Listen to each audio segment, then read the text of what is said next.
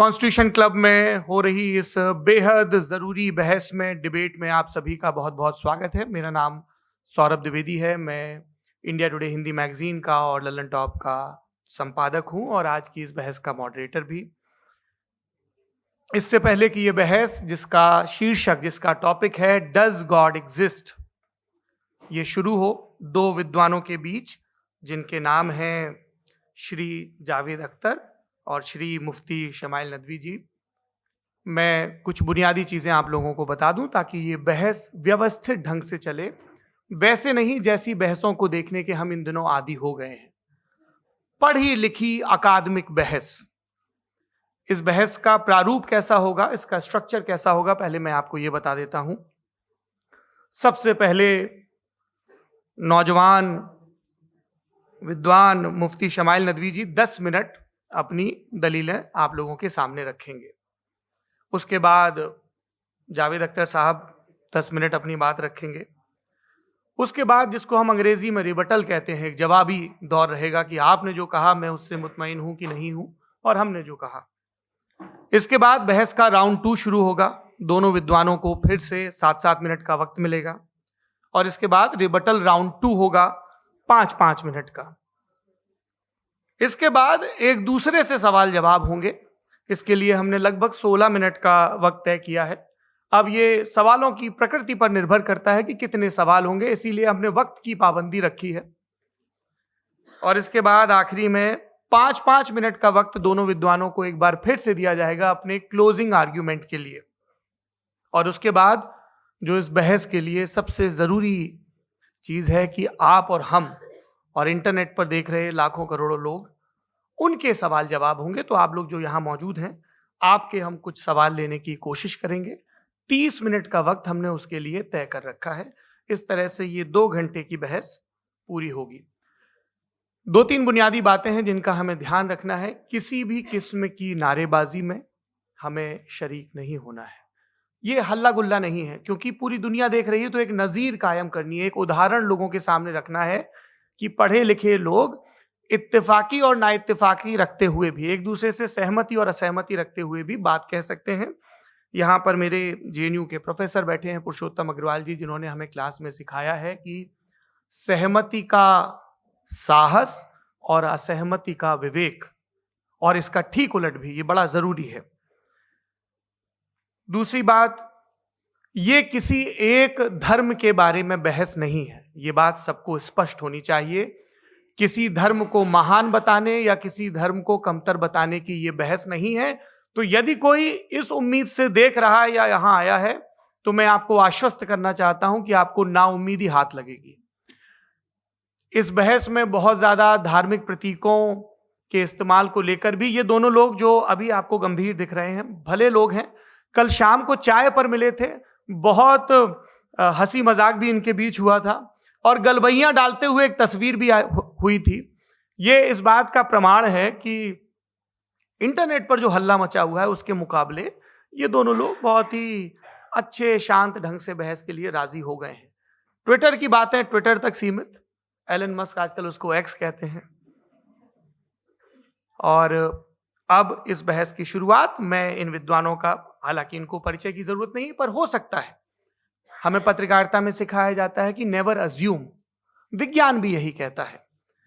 मुफ्ती smile Nadvi साहब Islamic विद्वान, शिक्षाविद हैं, कोलकाता के वाहियान फाउंडेशन के संस्थापक हैं, लखनऊ की प्रतिष्ठित दारुल उलूम नदवतुल उलमा से ग्रेजुएशन किया है, सोशल मीडिया और सार्वजनिक मंचों पर अध्यापन और बौद्धिक कामों में सक्रिय हैं और इस समय इंटरनेशनल इस्लामिक यूनिवर्सिटी मलेशिया से पीएचडी कर रहे हैं। अच्छी बात यह है कि पढ़ाई के साथ साथ ट्रैवल ब्लॉग भी बनाते हैं। पेट्रोनस टावर के सामने का ब्लॉग हमने देखा। हमारे साथ जावेद अख्तर साहब हैं। जावेद अख्तर साहब कवि हैं, शायर हैं, गद्य भी लिखते हैं, फिल्मों के लिए संवाद लिखे हैं, गीत लिखे हैं। इससे इतर ये वैज्ञानिक सोच को लेकर या अपने डिक्लेयर्ड एथिज्म को लेकर भी मुखर रहते हैं और अपने तहीं रैशनैलिटी की बात करते हैं। देवियों और सज्जनों, डज गॉड एग्जिस्ट, इस सवाल का जवाब सब अपने अपने तहीं खोजने की कोशिश कर रहे हैं। कोई इसको गॉड डैम पार्टिकल की खोज बताता है, कोई गॉड पार्टिकल की खोज बताता है, कोई हिग्स बोसान की खोज बताता है, कोई ये सवाल जवाब तलाशने की कोशिश करता है कि मास एग्जिस्टेंस में आखिर आया कैसे, हुआ क्या था, सृष्टि के पहले, समय के पहले क्या था। और कोई ये कहता है कि ये सारी खोजें जिस मस्तिष्क में हो रही हैं प्रकृति के क्रम में, वो कैसे विकसित हुआ। मैं उम्मीद करता हूं कि हम आज इन बुनियादी सवालों के कुछ जवाब हासिल करने में कामयाब हूं। मैं सबसे पहले मंच पर आमंत्रित कर रहा हूं मुफ्ती शमाइल नदवी साहब को। आइए सर जी।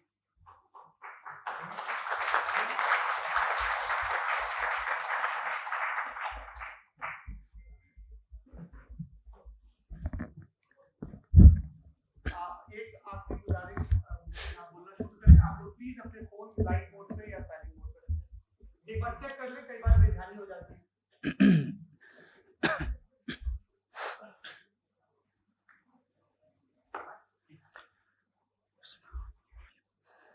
तमाम तारीफें उस क्रिएटर के लिए जिसने इस यूनिवर्स को एक मकसद के तहत पैदा किया है। रिस्पेक्टेड जनाब जावेद अख्तर साहब, मिस्टर सौरभ द्विवेदी और respected audience, thank you all for being here today. आज की डिबेट में चूंकि हम बात करने वाले हैं डज गॉड एग्जिस्ट के टॉपिक पर, तो ये एक ऐसा टॉपिक है जिसके मुताल्लिक कोई भी डिसीजन लेने के लिए अलग अलग स्टैंडर्ड्स हो सकते हैं।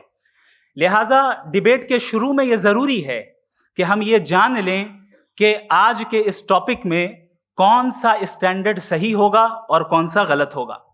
सबसे पहला स्टैंडर्ड जिसे मैं समझता हूं कि हमारे रिस्पेक्टेड जनाब जावेद अख्तर साहब बड़ी तेजी के साथ उसकी तरफ लपकेंगे, वो है साइंस।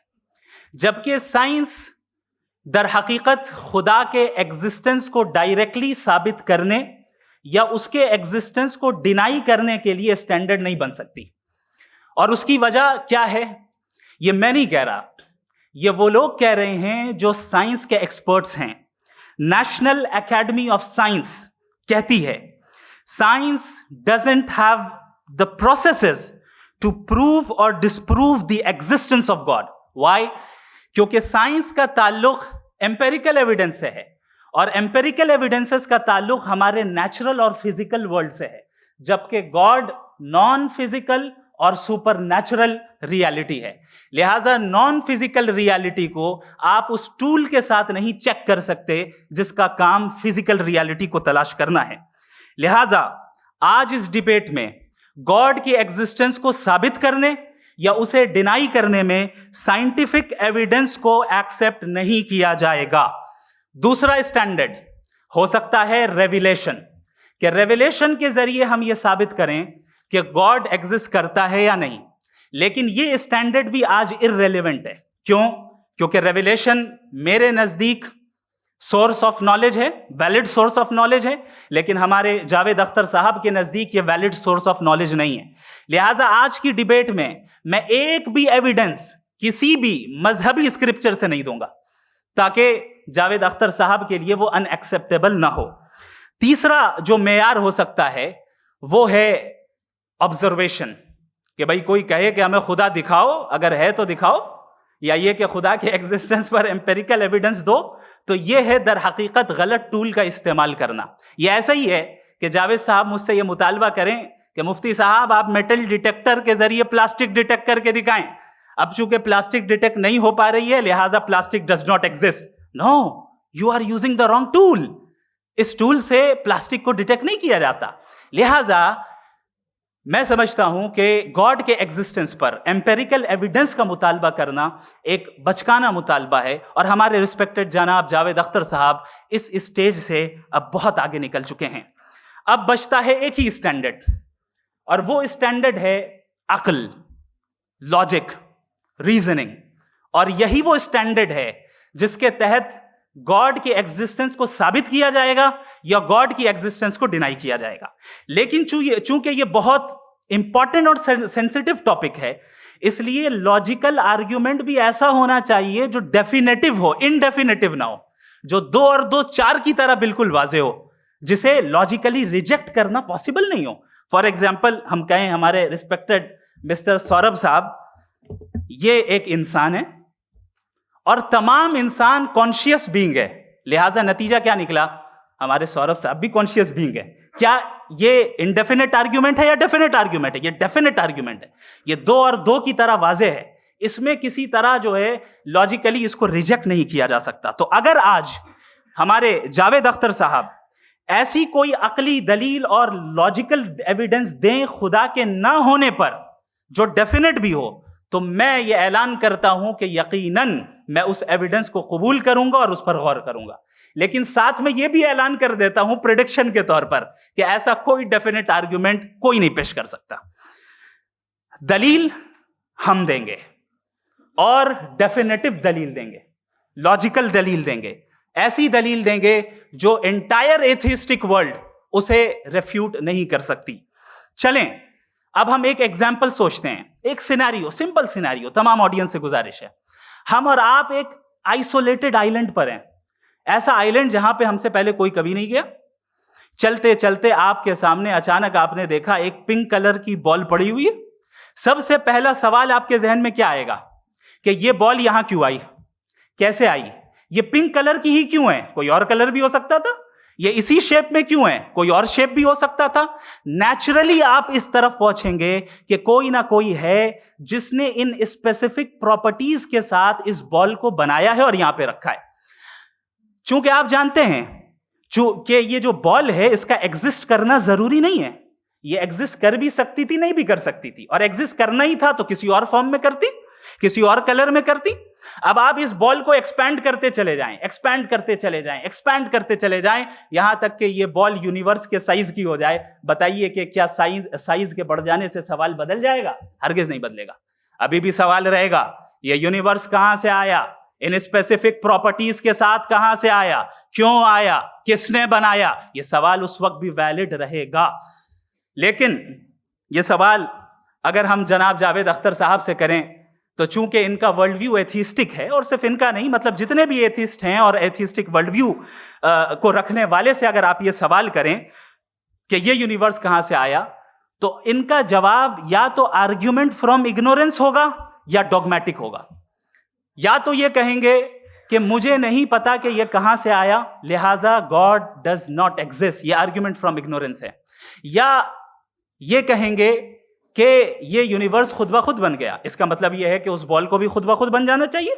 लेकिन बॉल के ताल्लुक से ये एक्सप्लेनेशन एक्सेप्ट नहीं की जाएगी कि ये खुद ब खुद बन गई, लेकिन यूनिवर्स के ताल्लुक से कर दिया जाएगा। इसे हम दूसरे अल्फाज में डॉगमा भी कह सकते हैं। दूसरी चीज, हमारे जावेद अख्तर साहब जरूर गॉड ऑफ गैप्स की मिसाल भी जरूर देंगे, और मिसाल देंगे कि पहले जमाने में बिजलियां कड़कती थी तो लोगों ने किसी एक खुदा की तरफ, और बारिश होती थी तो दूसरे खुदा की तरफ मंसूब कर दिया, उनके पास दलील नहीं थी। यह हमारा वर्ल्ड व्यू है ही नहीं, यह हमारा वर्ल्ड व्यू है ही नहीं, क्योंकि नेचुरल फेनोमेना के प्रोसेस की इंटरप्रिटेशन को जान लेने से यह कहां से साबित हो गया कि गॉड एग्जिस्ट नहीं करता है। इस पर मैं इंशाअल्लाह अभी आगे बात करूंगा। आप हजरात ये भी देखेंगे, और मैं ये एक्सपेक्ट करता हूं कि हमारे रिस्पेक्टेड जनाब जावेद अख्तर साहब जरूर इमोशनल आर्ग्यूमेंट्स भी देंगे, जो कि एक लॉजिकल फेलेसी है जब बात आती है ट्रुथ को डिसाइड करने में। क्यों? मिसाल के तौर पर वो कहेंगे कि अगर गॉड है तो ईविल क्यों एग्जिस्ट करता है, जबकि मैं कहता हूं ईविल का एग्जिस्ट करना गॉड के एग्जिस्ट करने की दलील है, उसके खिलाफ नहीं है। चूंकि अगर गॉड है तो हम सब उसके सामने अकाउंटेबल हैं, और अगर हम अकाउंटेबल हैं तो अकाउंटेबिलिटी के लिए ईविल का मौजूद होना जरूरी है, उसके बगैर हम अकाउंटेबल नहीं हो सकते। और अगर हम अकाउंटेबल नहीं हैं तो हम जनाब जावेद अख्तर साहब से पूछेंगे कि आप बताएं कि फिर सफरिंग इस दुनिया में क्यों है? अगर खुदा नहीं है तो सफरिंग क्यों है? और उन लोगों के जज्बे का क्या जिनके अंदर सफरिंग के बाद इंतकाम लेने का जज्बा पाया जाता है और वो इस दुनिया से ऐसे ही चले गए, क्या उनकी सारी तकलीफें बेकार चली जाएंगी? अब आ जाएं उसी एग्जाम्पल की तरफ कि बॉल, मुझसे अगर कोई पूछे इस बॉल को किसने बनाया और या इस एक्सपेंडेड बॉल को किसने बनाया, मैं कहूंगा कि चूंकि ये यूनिवर्स और इस यूनिवर्स की तमाम चीजें कॉन्टिंजेंट हैं। कॉन्टिंजेंट होने का मतलब ये होता है कि जो अपने एग्जिस्टेंस पे किसी के ऊपर डिपेंड करती हो, तो जाहिर है ये यूनिवर्स कॉन्टिंजेंट है। और अगर कोई चीज कॉन्टिंजेंट नहीं है तो मैं रिक्वेस्ट करूंगा कि मुझे दिखा दें कि कौन सी चीज यूनिवर्स में कॉन्टिंजेंट नहीं है, हम भी जरा गौर कर लें और हम भी देख लें। और जब कॉन्टिंजेंट चीजें मौजूद हैं तो फिलोसोफर्स की इस्तिलाह के मुताबिक, हम उस टर्मिनोलॉजी के मुताबिक, हम उस जगह तक पहुंचते हैं और उस हस्ती तक पहुंचते हैं जिसे नेसेसरी बीइंग कहा जाता है, कि ये वो नेसेसरी बीइंग है जिसका मौजूद ना होना नामुमकिन हो। क्योंकि अगर ये मौजूद ना हो तो सारी चीजें एग्जिस्टेंस में आएंगी ही नहीं, और ये सारी कॉन्टिंजेंट चीजें उसी के ऊपर डिपेंड करती हैं। अब अगर आप ये सवाल करते हैं कि फिर उस हस्ती को किसने बनाया, फिर उसका कॉज क्या है, फिर उसका कॉज क्या है, फिर उसका कॉज क्या है, और एंडलेसली चले जाएं, इसे हम कहते हैं इन्फिनिट रिग्रेस ऑफ कॉजेस, जो कि लॉजिकल फैलेसी है। कॉन्सेप्चुअली इंफिनिटी पॉसिबल है। मिसाल के तौर पे न्यूमेरिकल्स 1 2 3 गिनते चले जाएं, इन्फिनिट नंबर्स हैं। मैं कॉन्सेप्चुअली बात नहीं कर रहा, प्रैक्टिकली रियलिटी में साबित करके दिखाएं कि infinite regress of causes possible हैं या नहीं। अगर पॉसिबल हैं तो हम मान लेंगे, मिसाल दे दें, और पॉसिबल नहीं है तो एक ही ऑप्शन बचता है जिसे हम कहते हैं नेसेसरी बीइंग। ऐसी नेसेसरी बीइंग जो इंडिपेंडेंट है, क्योंकि अगर वो डिपेंडेंट हुई तो वो नेसेसरी नहीं रहेगी। ऐसी इंडिपेंडेंट बीइंग जो इटर्नल है, अगर वो इटर्नल नहीं होगी, उसकी बिगिनिंग होगी तो वो खुद कॉन्टिंजेंट है। ऐसी बीइंग जो पावरफुल है, क्योंकि कॉन्टिंजेंट को एक्चुअलाइज करने के लिए पावर चाहिए। ऐसी बीइंग जो इंटेलिजेंट है और नॉलेजेबल है, क्योंकि ये यूनिवर्स स्पेसिफिक फॉर्म और स्पेसिफिक लॉज ऑफ नेचर के तहत प्रिसाइजली चल रहा है। थैंक यू मुफ्ती साहब। मैं इन दलीलों के बाद जावेद अख्तर साहब से गुजारिश करूंगा, आप बैठ के बोलना चाहेंगे हमारे? जी।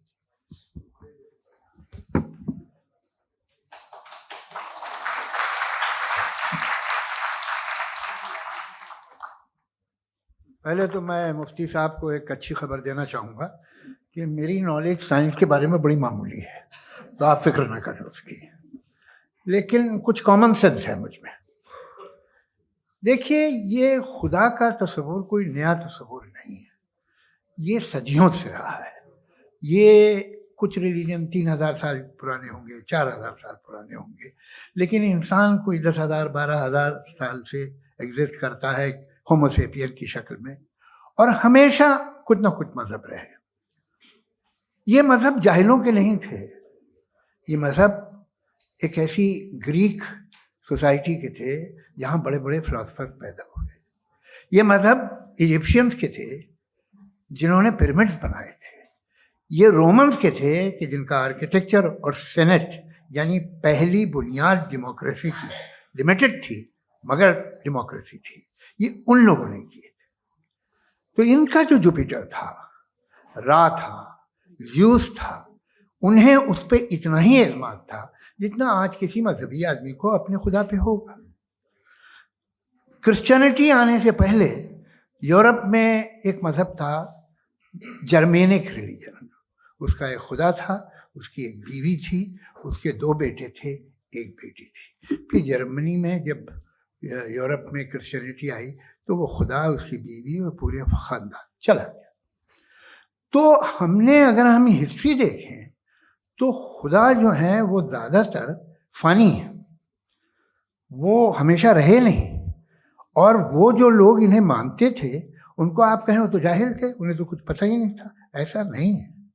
वो अपने वक्त में बड़े काबिल लोग थे और अपने वक्त में उन्होंने बड़े बड़े काम किए हैं, फिलोसफर्स थे, साइंटिस्ट थे, लेकिन उनका मजहब कहाँ गया, उनके खुदा कहाँ गए? आज जो खुदा हैं दुनिया में लोग उन्हें मानते हैं। आपको क्या मालूम कि कितने बरसों के बाद क्या होने वाला है? हम यूरोप में देखते हैं तो चर्च खाली हैं। तो वक्त के साथ चीज़ें बदलती हैं। जहाँ तक इसका ताल्लुक है मजहबों का, हर मजहब आपसे एक चीज़ मांगता है, फेथ। ये फेथ क्या चीज़ होती है? What is the difference between faith and belief? ये तो बहुत ही अहमखाना बात होगी कि कोई आदमी कहे साहब अगर खुदा है तो मुझे दिखाइए। ये तो जाहिलाना बात हुई। मैंने तो नॉर्थ पोल नहीं देखा है, मगर मैं मानता हूँ कि नॉर्थ पोल है। मैं क्यों मानता हूँ? इसलिए कि अगर ये दुनिया राउंड है तो उसका कोई टॉप होगा। कुछ लोग हैं जो वहाँ गए भी हैं, कॉमन सेंस कहता है कि ऐसा होगा, सबूत है, गवाह है, रीज़न है। तो ये मेरा फेथ नहीं है। तो फेथ में और बिलीफ में डिफरेंस क्या है? जो मजहब मांगता है आपसे, हर मजहब फेथ मांगता है। फेथ का मतलब ये है कि ना कोई गवाह हो, ना कोई सबूत हो, ना कोई रैशनल हो, ना कोई लॉजिक हो, ना कोई प्रूफ हो, मगर तुम एक बात को मानो। ये है फेथ। वरना बिलीफ होता। अगर इसमें कुछ भी सबूत होते, गवाह होते, तो फिर इसे आप बिलीफ कहते हैं। जैसे मेरा बिलीफ है कि नॉर्थ पोल है, मेरा फेथ थोड़ी है। फेथ इन तमाम शर्तों को रद्द करता है। तो फिर स्टुपिडिटी क्या है? अगर मैं एक बात ऐसी मानूं जिसकी ना कोई लॉजिक है, ना कोई रैशनल है, ना कोई प्रूफ है, ना कोई गवाह है, ना कोई सबूत है, और मैं उसे मानूं, तो ये स्टुपिडिटी हुई। इसे ही भाई कल को मैं यकीन कर लूं कि एलॉन मस्क जो है मेरा भाई है, तो मुझे इंतहाई खुशी होगी, सुकून भी बहुत मिलेगा मुझे। लेकिन और कहे भाई क्यों मानते हो, क्या सबूत है भाई, वो तो अमेरिकन है और तुम तो इंडियन हो, वो तो नस्ल अलग है, तुम्हें कभी मिले भी नहीं। साहब देखिए मेरा फेथ है, इस पे बात न किया। फेथ का मतलब ही यह है कि आप प्रूव नहीं कर सकते। अगर आप प्रूव कर सकते हो तो फेथ की जरूरत ही नहीं, फिर तो आप बात करेंगे, आप कितनी बहस कर लीजिए। अल्टीमेटली दुनिया का हर मजहब फेथ पे टिका है, और फेथ का मतलब है एक ऐसा यकीन जिसका कोई सबूत, कोई गवाह, कोई रैशनल नहीं। अब आप ये कहें, क्या आप ये क्यों कह रहे हैं कि साहब ये कायनात किसने बनाई? कमाल ये है कि आपने बताया कि एक आइलैंड पे गए और एक बॉल देखी। आपने ये नहीं कहा कि आइलैंड किसने बनाया, आपको सिर्फ बॉल पे हैरत हुई। हमने आइलैंड पे हमने हैरत नहीं की, होते हैं आइलैंड। इसी तरह ये आइलैंड है, सितारे, ये गैलेक्सीज, ये सब आइलैंड हैं, खला में। हम उन्हें टेकन फॉर ग्रांटेड लेते हैं, हम पूछते नहीं किसने बनाए। आपने जजीरे के बारे में भी नहीं पूछा है। मेरी पैदाइश कैसे हुई? क्या मैं प्लान्ड पैदा हुआ था? I was plan to be born, या एक लकी स्पर्म था जो किसी एग से चिपक गया? मेरी पैदाइश रैंडम। और इंसाफ जिसे आप कहते हैं, इंसाफ का तो नेचर से कोई वास्ता ही नहीं। जो आप कहते हैं कि एक दिन इंसाफ मिलेगा, इंसाफ is a human concept, nature में कोई इंसाफ नहीं। अगर शेर हिरन को खा जाता है तो उसे कोई सजा नहीं मिलती। अगर एक आंधी आती है और हरे भरे पेड़ों को उखाड़ के फेंक देती है तो आंधियों की जेल नहीं होती है। नेचर में इंसाफ नहीं, इसलिए मुझे नेचर को इंसाफ की जरूरत भी नहीं। नेचर तमाम एक है। अब हम कहें कि साहब ये देखिए जो मैंने खाना खाया था, ये मेरी आंख तो नहीं यूं कर दिया उसे, तो इसे सजा मिलनी नहीं, वो सिस्टम है, ऐसे ही चल रहा है। नेचर बगैर इंसाफ के है। इंसाफ इज अ ह्यूमन कॉन्सेप्ट। तो जो आपसे कहता है कि मैं तुम्हें इंसाफ दूंगा, वो इंसानी जहन की पैदावार है। ये नेचुरल है ही नहीं, ये आसमानी है ही नहीं। नेचर का तसव्वुर, इंसाफ का तसव्वुर। भाई आप साथ मिलते हैं, अब आप लेफ्ट हैंड ड्राइव करते हैं, ये क्या है? तमाम सच, तमाम नेकी, तमाम शराफत लेफ्ट हैंड ड्राइव है। वरना क्या होगा, या तो आप क्रॉस कर देंगे, आपका एक्सीडेंट हो जाएगा, या आप किसी को मार देंगे, या ट्रैफिक जैम हो जाएगा। झूठ, बेईमानी, रिश्वतखोरी, ये तमाम जो है driving on the wrong side, इसके ऊपर कुछ नहीं। ये तो हमने बनाया, जैसे हमने लेफ्ट हैंड ड्राइव बनाई है। ये कॉन्सेप्ट ऑफ इंसाफ जो है ये हमारा है, इसका नेचर से कोई वास्ता नहीं। शेर खा जाता है हिरन को, उसे जेल होती है क्या? कुछ भी नहीं, है ही नहीं। तो ये जो दुनिया के रिलीजन प्रॉमिस करते हैं आपसे इंसाफ, इसी से मालूम होता है कि ये मैन मेड है। ये तसव्वुर कहीं और का है ही नहीं। जो नेचर है, कुछ लोग कहते हैं नेचर ही खुदा है, तो नेचर में तो इंसाफ नहीं कहीं। और आप वादा कर रहे हैं कि तुम्हें मरने के बाद इंसाफ मिलेगा।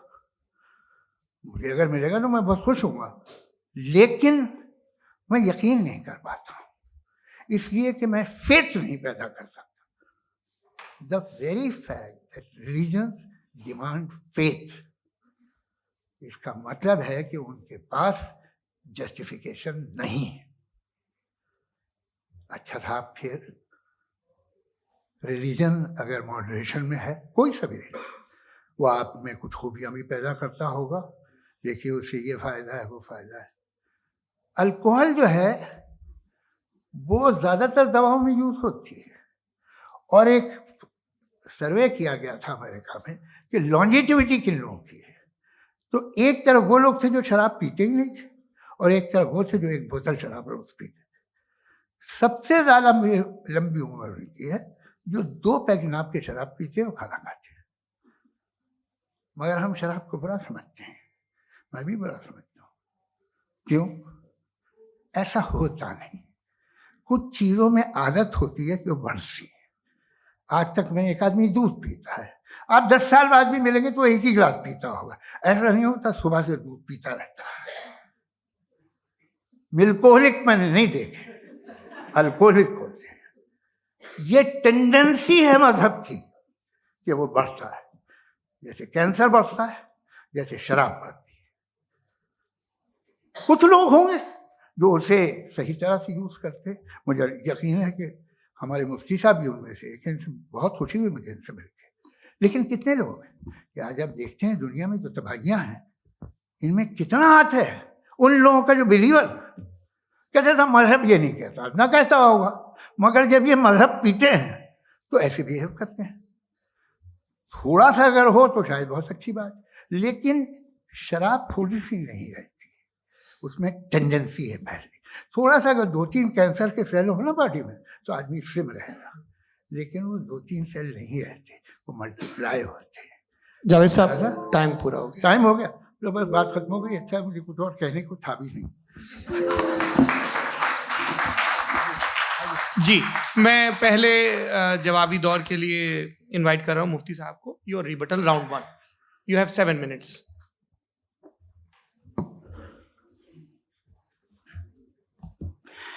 Thank you very much Javed साहब। आपकी बात को सुनकर बड़े महजूज हुए हम लोग। महजूज, डू यू अंडरस्टैंड?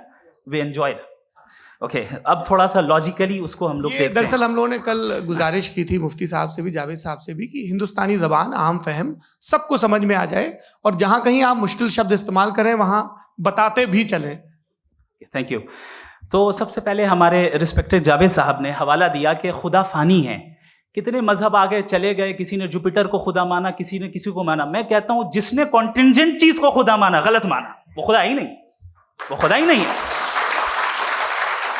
हम तो नेसेसरी बीइंग को साबित करने बैठे हैं, वो नेसेसरी कॉज जो इटरनल है, जो अबदी भी है और अजली भी है। हम किसी और को साबित करने नहीं बैठे। दूसरी चीज उन्होंने कहा कि फेथ एंड बिलीफ, ये एक ऐसी डेफिनेशन है फेथ की जो इन्होंने पहली मर्तबा पेश की है, या माफ कीजिएगा इन्होंने पहली मर्तबा पेश नहीं की है, रिचर्ड डॉकिंस ने पहली मर्तबा पेश की है। मुझे मालूम है ये सोर्स कहां से है। एपिस्टेमोलॉजिकली फेथ और बिलीफ का फर्क आप इस तरह नहीं कर सकते सर। फेथ सही भी होता है, गलत भी होता है। बिलीफ सही भी होता है, गलत भी होता है। जो लॉजिक, रीजन और एविडेंस से बैक्ड होगा वो फेथ सही होगा। और आप जिस फेथ की बात कर रहे हैं कि इलॉजिकल है और उसके पीछे नहीं है, तो we are on the same page. हम नहीं मानते उस फेथ को। जो फेथ ऐसा हो जिसके पीछे कोई लॉजिक ना हो, एविडेंस ना हो, हम नहीं मानते। हम तो उस फेथ के कायल हैं जिसके पीछे लॉजिक हो और एविडेंस हो। तो बिलीफ सही भी होता है, गलत भी होता है, फेथ भी सही होता है और गलत भी होता है। तो आज फेथ और बिलीफ के डिफरेंस पे बात नहीं हो रही। आज आप चाहे फेथ एक्सेप्ट कर लें या बिलीफ एक्सेप्ट कर लें, आज ये बात होगी कि ट्रूथ क्या है। चाहे ट्रू बिलीफ सही है या ट्रू फेथ सही है, और फॉल्स फेथ क्या है और फॉल्स बिलीफ क्या है, बात इस पे हो रही। दूसरी चीज इन्होंने पूछा, स्टुपिडिटी फिर क्या है? अगर फेथ रिलीजन स्टुपिडिटी नहीं है तो और क्या है? चूंकि फेथ का मुतालबा करते हैं तो स्टुपिडिटी क्या है? मैं कहता हूं स्टुपिडिटी एथिज्म है। उसकी वजह यह है कि आप एक सड़क पे जा रहे हो और आप किसी गार्डन में जाएं और देखें वहां लिखा है फूलों के साथ, I love Javed Akhtar, and I really do, I love you sir. सो जब आप वहां पर पहुंचे तो वहां पहुंचकर अब ये बताएं, क्या आप ये कहेंगे वाह व्हाट अ नेचुरल सिलेक्शन?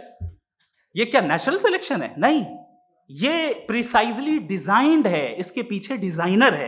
लिहाजा अगर कोई एक ऐसी कॉमन सेंस की बात को कबूल नहीं कर रहा है कि यूनिवर्स जो इतने प्रिसाइजली काम कर रहा है, हम कह दें कि खुद ब खुद बन गई, मैं समझता हूं इससे बड़ी स्टुपिडिटी और कुछ नहीं है। ये इरैशनल चीज है। फिर हमारे सर ने कहा कि आपने बॉल पे फोकस किया, आइलैंड पे फोकस नहीं किया। अरे आइलैंड को किसने बनाया, यही समझाने के लिए तो बॉल की मिसाल दे रहा हूं। और बॉल भी कॉन्टिंजेंट है, आइलैंड भी कॉन्टिंजेंट है, दोनों नेसेसरी बीइंग का मुतालबा करते हैं। आगे इन्होंने कहा कि नेचर में कोई इंसाफ नहीं है, हम डिसाइड करते हैं कि मोरालिटी क्या होती है, इंसाफ क्या होता है, हम डिसाइड करते हैं। जैसे ड्राइविंग सीट में ट्रैफिक वाला, ये तो किसी खुदा ने नहीं कहा, ये है, इसे कहते हैं फॉल्स इक्विवेलेंस, ये एक लॉजिकल फेलेसी है। आपने जो है मिसाल दी ड्राइविंग की और ट्रैफिक की, ये सब्जेक्टिव मोरालिटी है। आप सब्जेक्टिव मोरालिटी को मिसाल बनाकर ऑब्जेक्टिव मोरालिटी के ऊपर नहीं थोप सकते। इंसाफ की ऑब्जेक्टिव मोरालिटी। अगर आप ये कहते हैं कि नेचर में इंसाफ नहीं है, तो इंसाफ का न होना ये नेचुरल हुआ, तो फिर नेचर को नेचर रहने दे, क्यों हम इतना स्ट्राइव कर रहे हैं दुनिया में इंसाफ लाने के लिए? ये तो इलॉजिकल बात है, इरैशनल बात है। इसलिए बहुत सी चीजें ऐसी हैं जो ऑब्जेक्टिवली जो है इविल या गुड हैं, और बहुत सी चीजें ऐसी हैं जो सब्जेक्टिवली हैं। सब्जेक्टिवली जो मोरल होता है या इमोरल होता है, उसको हम सोशल कंसेंसस से या पर्सनल प्रेफरेंस से डिसाइड करते हैं। लेकिन जो ऑब्जेक्टिव मोरालिटी है, जिसमें इंसाफ आया, जो इन्होंने बार बार रिपीट किया, ये ऑब्जेक्टिव है, सब्जेक्टिव नहीं है। अगर आप कहते हैं ये सब्जेक्टिव है, तो मेरा सवाल आपसे ये है, क्या सोशल कंसेंसस के जरिए अगर जुल्म को सही करार दे दिया जाएगा तो आप जुल्म को जस्टिफाई करेंगे?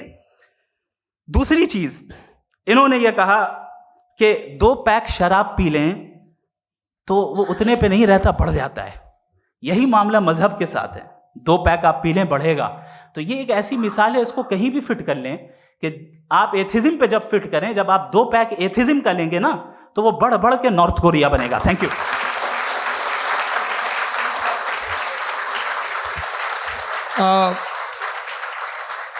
फर्स्ट राउंड के रिबटल के लिए मैं जावेद साहब को इनवाइट कर रहा हूं। आपके पास 7 मिनट का वक्त है, रीसेट कर दीजिएगा प्लीज।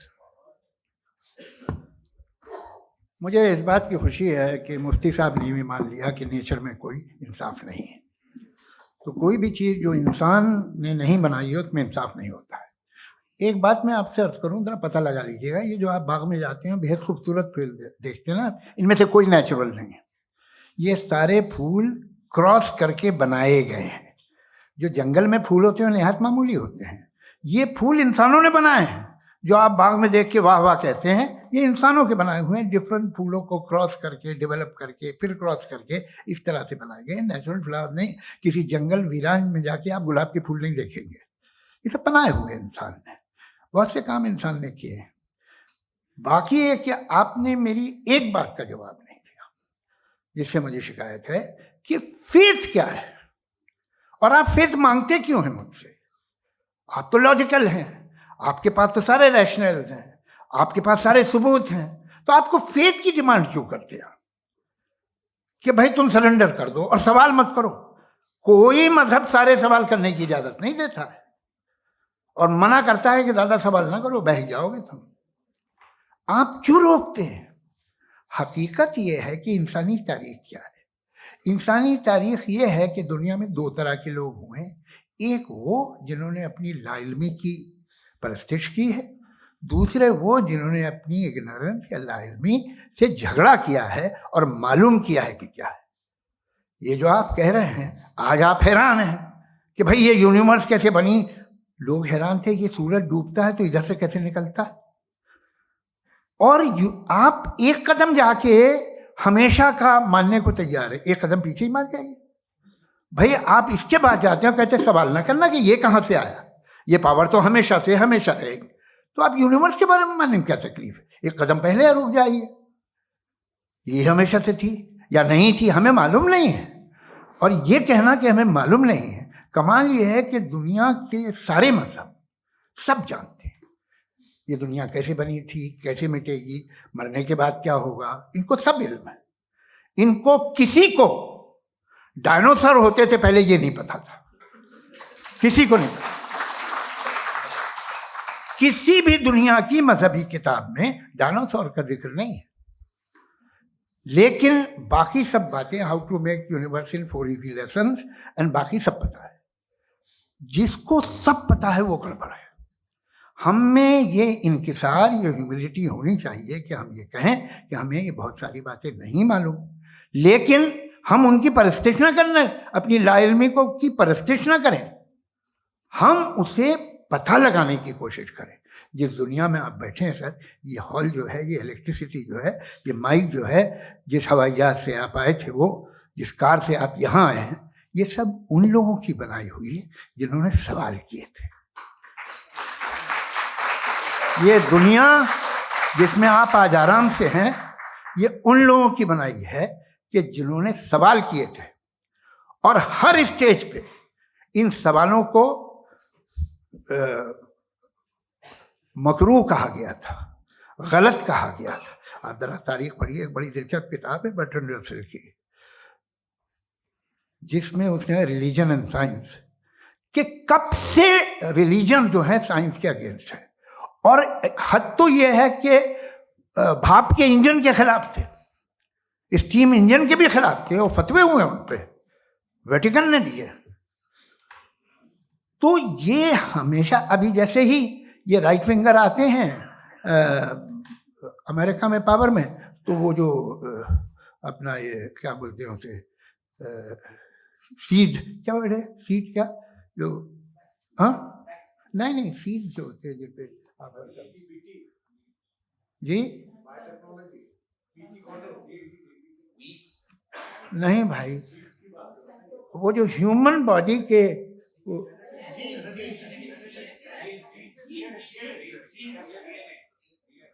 उस पर रिसर्च बंद हो जाती है, रिपब्लिकन नहीं करने देते। अरे भाई इतना डर क्या है तुम्हें? एक जमाने में बहुत नाराज थे ये सारे मजहबी लोग कि ये इंसान तो इंसान बनाने की कोशिश कर रहा है। आपको क्या तकलीफ भाई, बना ले तो बना लेने दो, ये खौफ क्या है? और ये सब आज जो आप कह रहे हैं नामुमकिन है, ये कैसे हुआ? मुझे एक किस्सा याद आता है। जब मैं 6ठी क्लास में था तो मैं मैथमेटिक्स में बहुत वीक था, तो एक टीचर रख दिया गया, उसने 1 2 3 4 5 6 7 को सिखा दिया मुझे। वो दिन मैं भूल नहीं सकता हूँ मुफ्ती साहब, जिस दिन उसने ये बताया कि 1/2 क्या होता है और 3/4 क्या होता है, मुझे ऐसा लगा कि मेरा सर बीच से फट जाएगा। ये आदमी कह रहा है कि जो दीवार के अंदर जाओ वॉक करते हुए। आज हंसता हूं मैं इस बात पे। तो आज जो बातें आपके जहन से बिल्कुल परे हैं और आप हैरान होते उन्हें देख के, एक वक्त आएगा कि मामूली लगेंगे। और हुआ है, आपकी इंसानी तारीख ही है। इतनी जल्दी सारे फैसले आप मत कर लीजिए, थोड़ा ये ह्यूमिलिटी रखिए कि भाई ये हमें नहीं मालूम।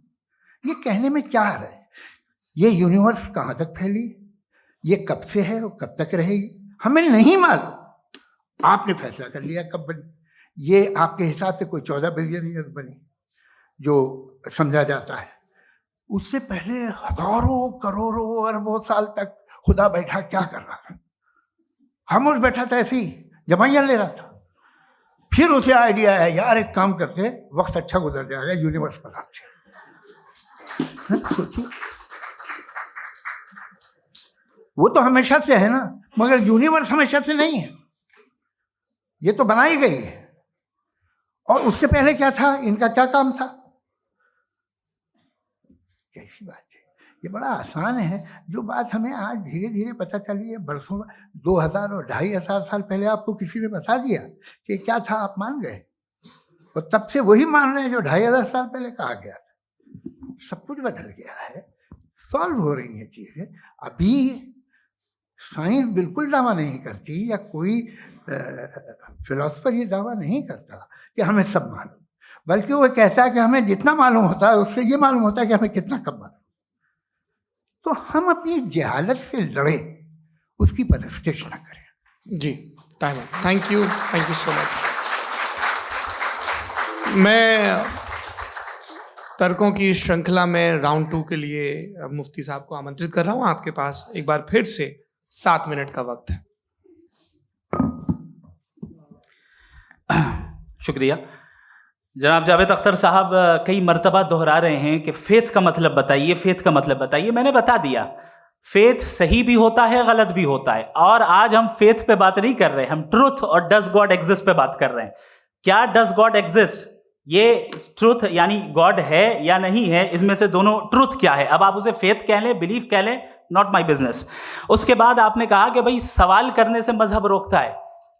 मैं कहता हूं जो रोकता है वो रोकता होगा, मैं नहीं रोकता, बल्कि सवाल करें, सवाल करना चाहिए। सवाल कर करके तो हम आगे बढ़ते हैं, तरक्की करते हैं, और इसीलिए मैं आज यहां पे आया हूं। लेकिन सवाल सिर्फ खुदा से नहीं होगा, आपसे भी होगा। सवाल एथिज्म से भी होगा, सवाल सिर्फ मजहब से नहीं होगा, सबसे होगा। और आज मैं सवाल करूंगा और उम्मीद है कि आप जवाब देंगे। अभी तक आपने वैसे कॉन्टिंजेंसी आर्गुमेंट का कोई जवाब नहीं दिया है।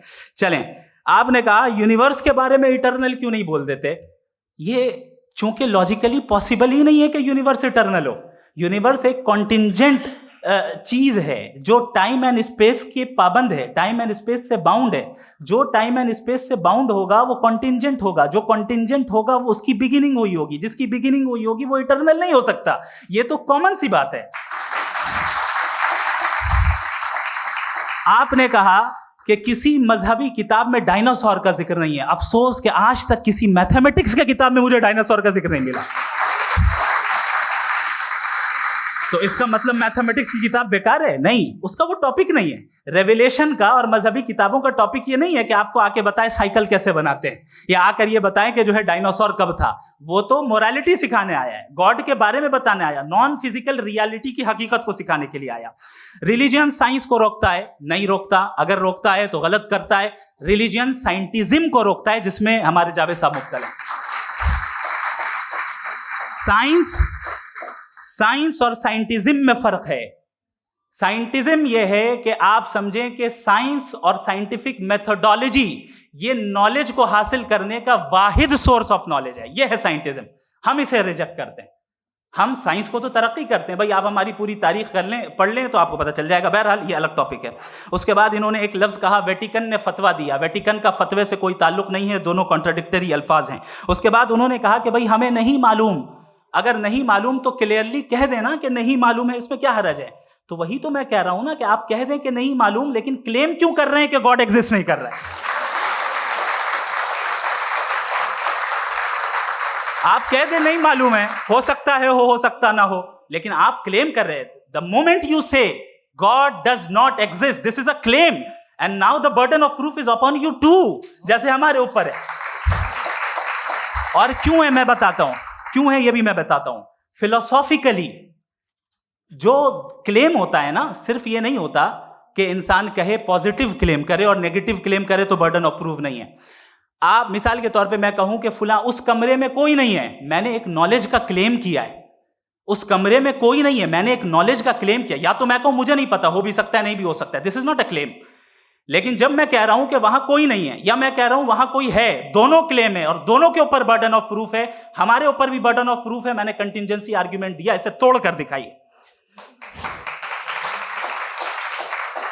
आखिरी चीज, इन्होंने कहा कि खुदा दुनिया बनाने से पहले 150 साल पहले या करोड़ों साल पहले क्या कर रहा था। अरे हजरत,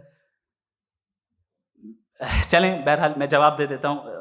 आप हमारे रिस्पेक्टेड पर्सनैलिटी हैं, अगर आप नहीं होते तो मैं ऐसे एंटरटेन ही नहीं करता।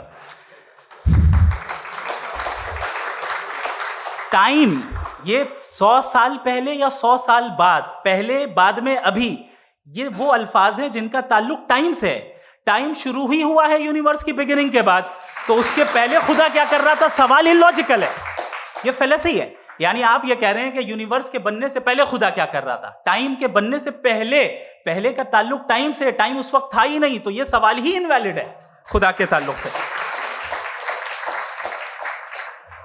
दूसरी चीज, आर्ग्यूमेंट ऑफ कंटिंजेंसी जो मैंने आपके सामने पेश की है, आपने बार बार ये प्रूफ किया और ये कह रहे हैं कि गॉड ऑफ गैप्स। देखिए पहले नहीं मालूम था, साइंस ने कर दिया। सिंपल्स की मिसाल से मैं समझा देता हूं। जिस गैप्स की आप बात कर रहे हैं ना, साइंस उन गैप्स को जिन चीज के जरिए भी प्रूव करेगा वो कॉन्टिंजेंट ही होगा। अब चाहे वो फोर्स हो, मैटर हो या एनर्जी हो। लिहाजा सवाल हमारा उस वक्त भी वैलिड होगा जब तक कि आप नेसेसरी बीइंग पे ना आ जाएं। और इन्फिनिट रिग्रेस पॉसिबल नहीं है of causes in practical world, तो जाहिर है कहीं रुकना पड़ेगा, जहां रुकेंगे वही खुदा है। दूसरी चीज, आपने ये कहा, क्या कह रहा था मैं, किस पॉइंट को? What? Oh no, after that, just now. हाँ, जहां रुकेंगे वही खुदा है। बहरहाल, तो टाइम का जिक्र हो गया, गॉड ऑफ गैप, सॉरी, या इसकी एक मिसाल आप ले लें। एक कार है, एक साहब ने देखा कि भाई कार जो है उसके व्हील्स कितने अच्छे लगे हुए हैं, सही जगह पे, स्टीयरिंग जो है कितने अच्छे जगह पे लगी हुई, और सीट्स कितने वेल डिजाइंड है, कितनी प्रिसाइजली ये कार काम कर रही है। तो जरूर कोई ना कोई इसे क्रिएट किया है, किसी ने क्रिएट किया है। अब जावेद साहब आए और कहे अरे जनाब बोनेट खोलिए, इसमें इंजन है, इंजन इस कार को चला रहा है, hence prove no one has created the car. This is illogical, this is irrational. आपने इंजन के जरिए उस गैप को तो साबित किया, लेकिन क्या उससे कार की जो क्रिएशन है और उसका जो क्रिएटर है ये इम्पॉसिबल हो जाए? ऐसा पॉसिबल है? उसका सवाल खत्म हो जाए, ऐसा पॉसिबल है? नहीं। आपने गैप्स को फिल करके, कॉन्टिंजेंट चीजों से गैप्स को फिल करके हमारे ऑब्जर्वेशन को और ब्रॉड कर दिया। अब हमें और पता चल गया कि ये जो कार है इसका सिस्टम कितना ज्यादा कॉम्प्लेक्स है। पहले कम समझते थे, अब कॉम्प्लेक्सिटी और ज्यादा वाजे हो गई। अब हमें समझ में आ रहा है कि हमारी सर्टेनिटी और बढ़ गई कि जरूर इस कार को किसी ना किसी ने बनाया। यही मामला यूनिवर्स का है। साइंस हमेशा फिजिकल वर्ल्ड की चीजों को ही फिल करती जाएगी और फिजिकल चीजों से ही करती जाएगी, क्योंकि एम्पिरिकल एविडेंस का ताल्लुक फिजिकल वर्ल्ड से है। आप साइंस के जरिए मेटाफिजिकल रियलिटी को कभी साबित नहीं कर सकते। ये रॉन्ग टूल का इस्तेमाल करना है। ये वही काम है कि आप मेटल डिटेक्टर से प्लास्टिक डिटेक्टर करने चलें, जो कि जाहिर है सही नहीं है। Thank you.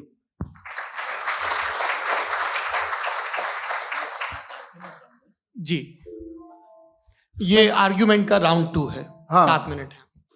पहले तो मैं आपसे अर्ज करूं कि आपने कहा कि जब कायनात ही नहीं थी तो वक्त भी नहीं था, कुछ भी नहीं था। कैसे नहीं था? खुदा था। एक एग्जिस्टेंस तो था ना खुदा का। तो जब खुदा था तो वक्त भी होगा। ऐसा नहीं है कि कुछ भी नहीं था, खुदा था। अच्छा, बाकी एक आपने कहा साहब आप साबित कीजिए, आपके पास भी लॉजिक है या मेरे पास भी लॉजिक है। आप मेरा जिम्मेदारी नहीं है साबित करना कि खुदा है। बर्टन रसल ने बड़ी अच्छी बात कही। बर्टन रसल ने बड़ी अच्छी बात कही। मैं आपसे अगर ये दावा करूं कि एक चाय की केतली मरीख के चारों तरफ घूम रही है, मार्स के चारों तरफ, तो ये आपका काम नहीं है कि आप साबित करें कि कोई चाय की केतली नहीं है। ये मेरा काम है, मैंने दावा किया है। ये दावा तो मजहबी लोग करते हैं कि खुदा है। मैं क्यों साबित करूं कि नहीं है? जब तक आप मुझे कन्विंस नहीं कर देंगे मैं नहीं मानूंगा। आपकी जिम्मेदारी है, मेरी जिम्मेदारी नहीं है। दोयम ये कि ये जो आप कह रहे हैं, जो गैप्स हैं, ये गैप जब जब किसी मजहब को चैलेंज करते हैं, जब ऐसा कोई बात आती है तो हंगामा हो जाता है कि जब वो चैलेंज करें किसी फेथ को। ये तमाम साइंस जो है इसे मुख्तलिफ जगहों पे मुख्तलिफ वक्तों में मजहब ने रोकने की कोशिश की है। ये किताब है religion and science, Burton Russell की, पढ़िएगा, अच्छी लगेगी आपको। तारीख ही है साइंस, मजहब की साइंस से उसका यही रिश्ता है। अच्छा, अब ये हम सोचें कि बहरहाल ये वजूद जो है मजहब और ये बिलीव इन गॉड इंसान को बेहतर बना देता है। तो एक काम कीजिए, हिंदुस्तान वर्ल्ड का नक्शा लीजिए और मार्क कीजिए कि रिलीजन कहाँ कहाँ ज़्यादा है, कहाँ कहाँ, चाहे वो लैटिन अमेरिका हो या मिडल ईस्ट हो या फार ईस्ट हो या हिंदुस्तान के वो इलाके जहाँ मजहबियत ज़्यादा है। रख दीजिए नक्शा अलग।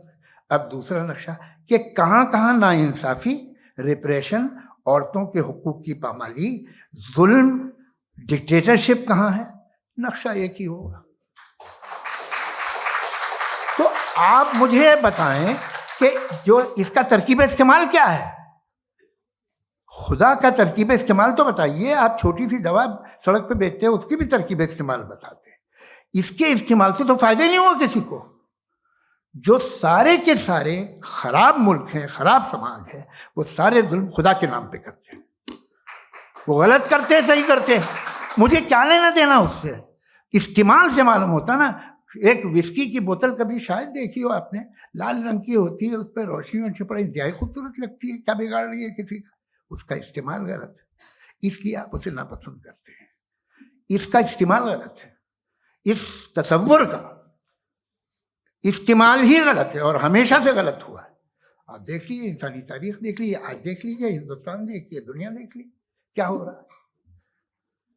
इसे कैसे इस्तेमाल कर रहे हैं। फेथ वाले लोग क्या फेयर हैं, जस्ट हैं, जो अपने खुदाओं पे यकीन रखते हैं, वो किस तरह के लोग हैं? वो लोगों को इंसाफ देते हैं, वो बेहतर इंसान बने। तो इस दवा का फ़ायदा क्या है? चलो बहुत फ़ायदा हो रहा तो मैं इस्तेमाल कर लूँगा, मैं मुझे तो इस दवा का कोई फ़ायदा दिखता ही नहीं। मुझे तो ऐसा लगता, मैं एक और बात बताऊं, अगर कोई आदमी मजहबी है और अच्छा आदमी है तो मैं उसकी बहुत इज्जत करता हूँ, इसलिए कि मेरा ख्याल है मजहबी आदमी का अच्छा होना मुझसे अच्छा होने से ज़्यादा मुश्किल है। भाई हर चीज की एक लिमिट है। आप इतना भाग सकते हैं, इतना नहीं भाग सकते, इतना वजन उठा सकते, इतना नहीं उठा सकते, इतना दूर देख सकते हैं, इतना दूर नहीं देख सकते। उसी तरह कॉमन सेंस कहता है कि आप में नेकी का भी एक कोटा होगा।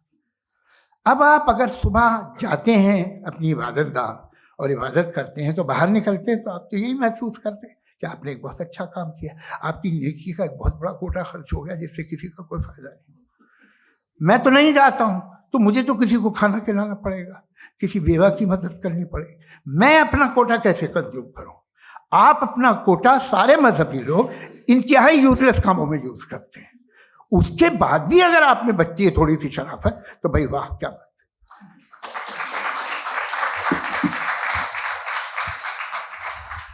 एक तो मुझे ये बात बहुत अच्छी लग रही है कि दोनों ही विद्वान समय को मानते हैं और बहुत समय से अपनी दलीलें और बाज दफ़ा समय से पहले अपनी तकरीरें पूरी करके अपनी अपनी कुर्सी पर बैठ रहे हैं।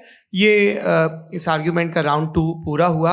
अब रिबटल का राउंड 2 है और उसके बाद क्रॉस एग्जामिनेशन होगा। नहीं, आपका आर्ग्यूमेंट हो गया सर। हमारे यहाँ स्कूल के सिलेबस में पंच परमेश्वर कहानी पढ़ाई जाती है, प्रेमचंद जी की लिखी हुई। आप निश्चिंत रहिए, आपके कोई राउंड में मिस नहीं होने दूंगा। रिबटल का राउंड 2 मुफ्ती शमाइल नदवी साहब।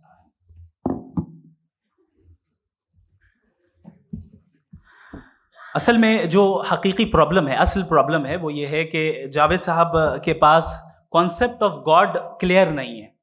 इन्होंने कहा कि कायनात से पहले खुदा तो था, तब भी तो टाइम होगा।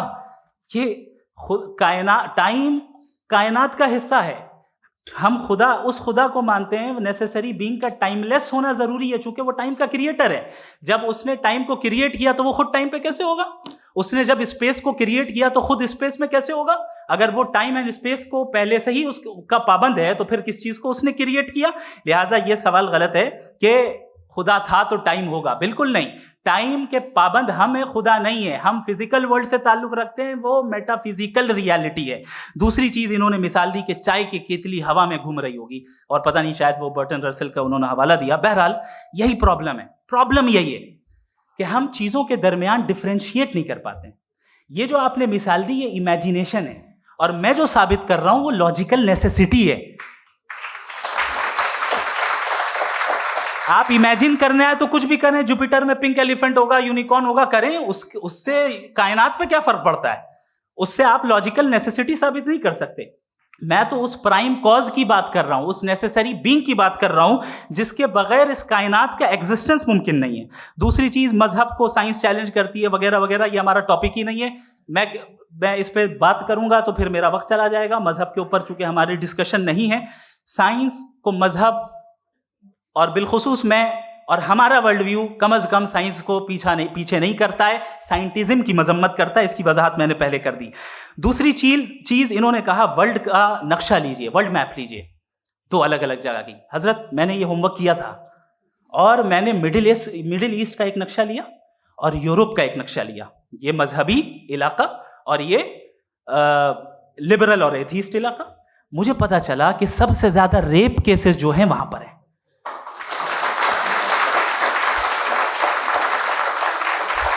मुझे ये पता चला यूएन की रिपोर्ट के मुताबिक, मैं अपने घर से नहीं लेके आ रहा, कि जो वर्किंग वुमेन है यूरोपियन कंट्रीज में, उसमें 81% वुमेन सेक्सुअल हैरेसमेंट का वर्क में शुमार हो रही है। ये मिडिल ईस्ट में नहीं हो रहा है, वो मजहबी लोग हैं इसलिए नहीं हो रहा है।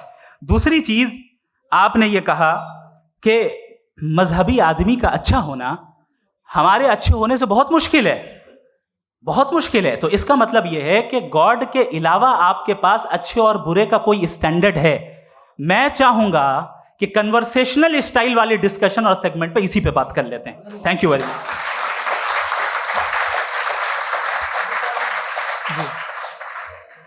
ये रिबटल का राउंड 2 है। आपके पास 5 मिनट का वक्त है और इसके बाद क्रॉस एग्जामिनेशन शुरू करेंगे। आप चाहें तो जो इन्होंने सवाल पूछे उनके जवाब आप रिबटल में भी दे सकते हैं। जी जी, देखिए, पहले तो ये बात कि ये मिसाल गलत है। इन्होंने पहले ही हमको डिसार्म कर दिया। कह लिया अकल से मामला सॉल्व नहीं हो सकता, लॉजिक से आप पहुंच नहीं सकते।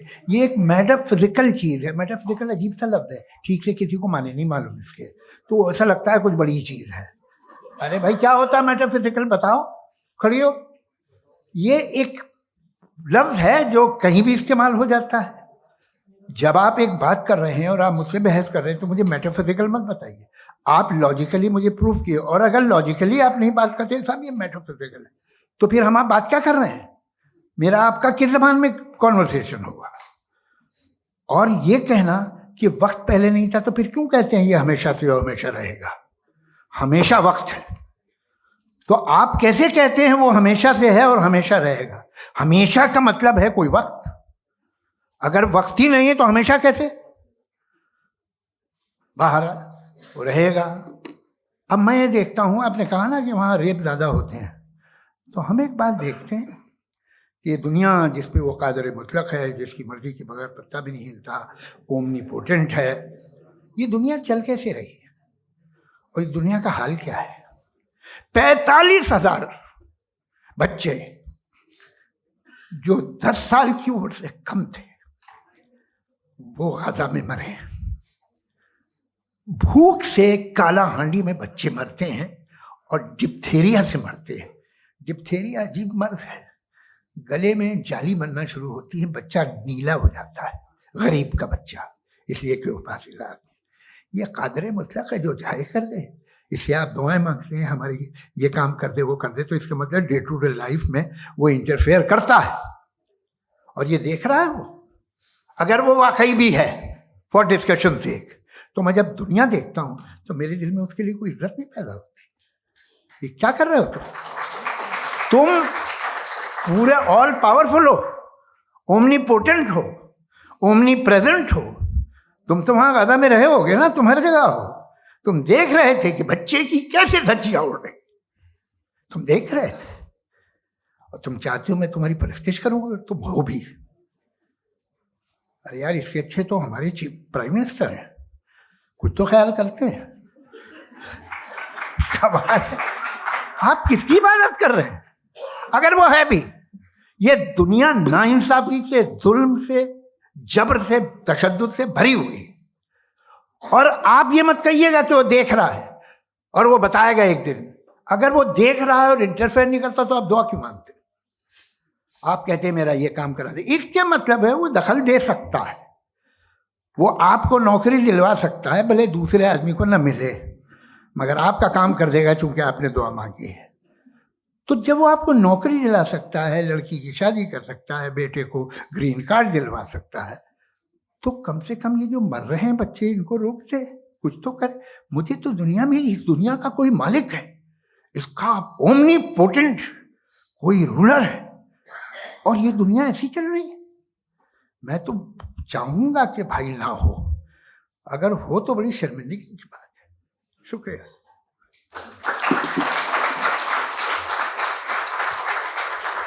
देवियों और सज्जनों, इस बहस के 2 राउंड और 2 रिबटल पूरे हो चुके हैं। अब सबसे ज़रूरी और सबसे मुश्किल राउंड शुरू हो रहा है, क्रॉस एग्जामिनेशन का। अब इन विद्वानों की सज्जनता की एक परख भी होगी, और वक्त हमने 16 मिनट का तय किया है।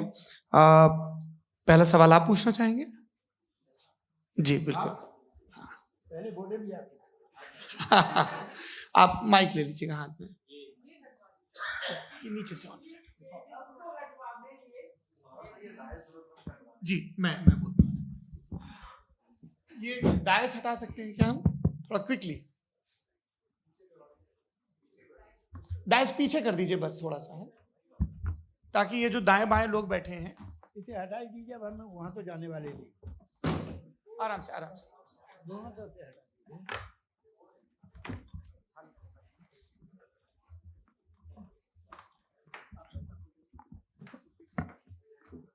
इस बीच आप लोग भी अपने अपने सवाल तैयार कर लें। ये ध्यान रखेंगे कि मैं यहाँ से सवाल लूँगा, आप लोगों को अपना हाथ ऊपर करना है, अपना नाम बताना है और अधिकतम 3 वाक्यों में अपना सवाल पूरा करना है।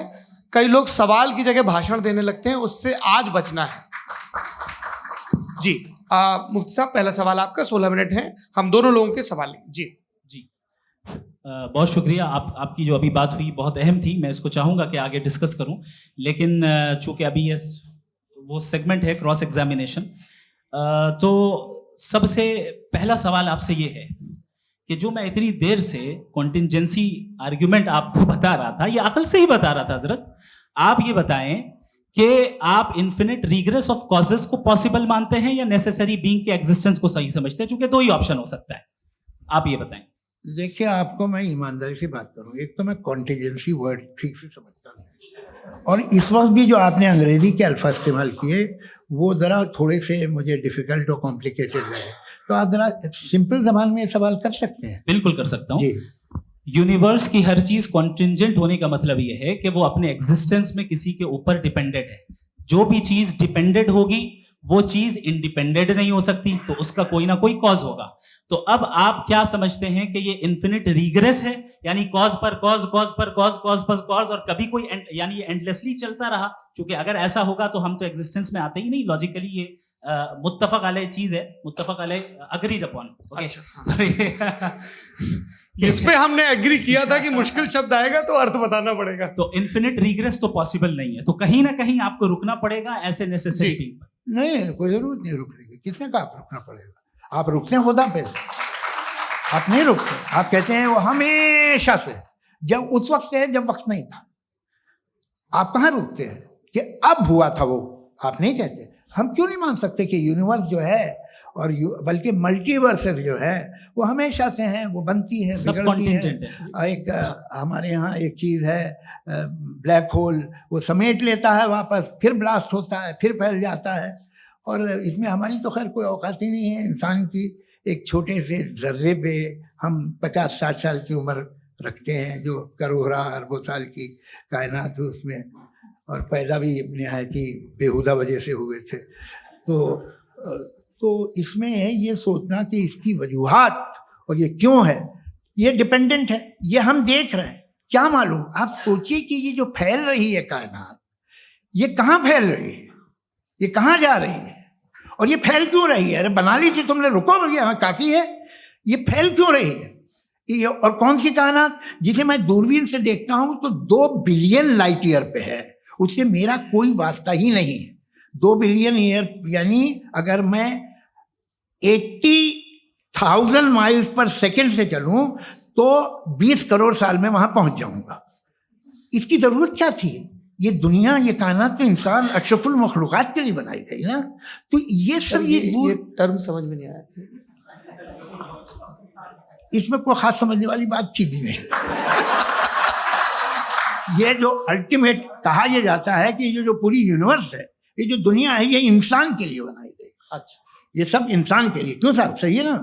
बिल्कुल, लेकिन इसका ये मतलब नहीं कि किसी चीज के पीछे रीजन आपको नहीं पता तो रीजन नहीं है, इसे कहते हैं नहीं, मुझे नहीं पता, लेकिन मेरी जिम्मेदारी नहीं। वो बिल्कुल सही कहा था उसने, बर्टन रसल ने। आपने उसे मजाक में टाल दिया कि भाई आप एक दावा कर रहे हैं, मैं क्यों कहूं कि ये गलत है दावा? आप प्रूफ कीजिए, मेरे पे जिम्मेदारी ही नहीं है, मैंने थोड़ी कहा है। आप प्रूफ कीजिए कि ये सही है। आप आर्ग्यूमेंट ऑफ कंटिजेंसी का जवाब ही नहीं दे रहे हैं। पूछना चाहेंगे? आप सवाल पूछना चाहेंगे मुफ्ती साहब से? क्योंकि ये क्रॉस एग्जामिनेशन का दौर है। आप जैसे पहले बोल रहे थे फेथ को लेके कुछ, मैं ये पूछना चाहूँगा कि खुदा ने जो भी रेवल्यूशन किए हैं, एक मज़हब के लिए बहुत से मज़हबों में किए हैं, अलग अलग रेवल्यूशन है। कहीं कुछ एक बातें हैं, कॉन्ट्रडिक्शन भी है आपस में, कहीं कुछ आप कर सकते हैं, कहीं कुछ नहीं कर सकते। ऐसा नहीं है कि सबकी कोड ऑफ मॉरल एक है। तो ये किस्सा क्या है? अब आप ये देखिए कि मुझे कभी कभी लगता है कि जो फुटबॉल फाइनल होता है, लाखों लोग होते हैं, फिर वो टीवी कवर कर करोड़ों लोग, अगर उसमें खुदा की एक बूमिंग आवाज आ जाती, मैं गॉड हूं, तो सारे लोग अभी सुन लेते और टीवी पे भी सुन लेते, किस्सा खत्म होता। ये इतनी राजदारी क्या है कि तुम सामने कुछ तो सबूत दे दो हमें सॉलिड। ये कह साहब ये यूनिवर्स कैसे बनी, इससे मसला क्या हल होगा? मैं पूछूंगा आपसे खुदा कैसे बना? क्यों नहीं पूछूंगा कैसे बना? बल्कि वो तो कायनात से कहीं ज्यादा इंटेलिजेंट है, कायनात से कहीं ज्यादा कॉम्प्लेक्स। जी वो हमेशा से है।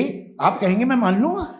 अच्छा, दोयम वो कादिर मुतलक, यानी कादिर मुतलक का मतलब ओमनीपोटेंट, वो जो चाहे कर सकता है। आपको नौकरी दिलवा सकता है, आपकी अच्छी जगह शादी करवा सकता है, आपके पड़ोसी आपका मुकदमा हरवा सकता है, आपको जिता सकता है, सब काम करता है। थोड़ा सा माइक क्लोज जी। वो इस दुनिया को चला कैसे रहा है, ये दुनिया कैसे चल रही है, आपको इस पे हैरत नहीं होती?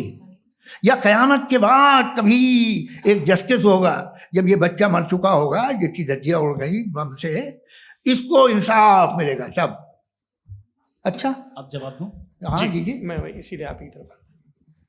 सबसे पहले आपने रेवलेशन और स्क्रिप्चर्स की बात की, इस पे मैं बात कर सकता हूं लेकिन आज नहीं करूंगा चूंकि वक्त कम है, कभी और इस पे डिस्कस करेंगे। मैं तैयार हूं उस पे भी बात करने के लिए। ये अभी से राउंड 2 की भूमिका तय हो रही है। डज गॉड एग्जिस्ट राउंड 2 जी। चूंकि आज गॉड के एग्जिस्टेंस पे बात है तो मैं उसी के रिलेटेड जो है आपके सवालात को एंटरटेन भी करूंगा और मैं भी पूछूंगा। आपने कहा कि आपने साबित ही नहीं किया, जबकि आर्ग्यूमेंट ऑफ कॉन्टिंजेंसी बुनियादी आर्ग्यूमेंट है। आप मुझे कॉन्टिंजेंसी का मतलब बताइए, आपका मतलब क्या कॉन्टिंजेंसी? कॉन्टिंजेंसी का मतलब यह हुआ कि हर वो वजूद जो किसी भी चीज का पाबंद है, हर वो वजूद या हर वो चीज जो अपने एग्जिस्टेंस में किसी भी चीज के पाबंद है और उससे बाउंड है, उसको उसकी जरूरत है, उस पर डिपेंड करती है, तो जाहिर सी बात है कि उसका कोई ना कोई कॉज होता है। ये तो अक्ल की बात है। ये आप रीजनिंग की बात करते हैं, मैं वही कर रहा हूं। दूसरी चीज, आपने ये बात कही कि इतने बिलियन लाइट ईयर्स दूर है, उसका मेरा क्या लेना देना। फिर मेरे ख्याल से आपको ये नहीं कहना चाहिए I think therefore I am an atheist. आपको सोचना चाहिए, सिर्फ आप एक लिमिटेड दायरे में रहकर नहीं सोचें बल्कि बाहर निकलकर सोचें। आपने तीसरा सवाल किया, आपने 2-3 सवाल एक साथ। ऐसी बातें ना कीजिए, कुछ लोगों को इतराज हो जाएगा आप पे कि आप कुछ भी सोचिए। ये इजाजत आपको है नहीं, मुझे है।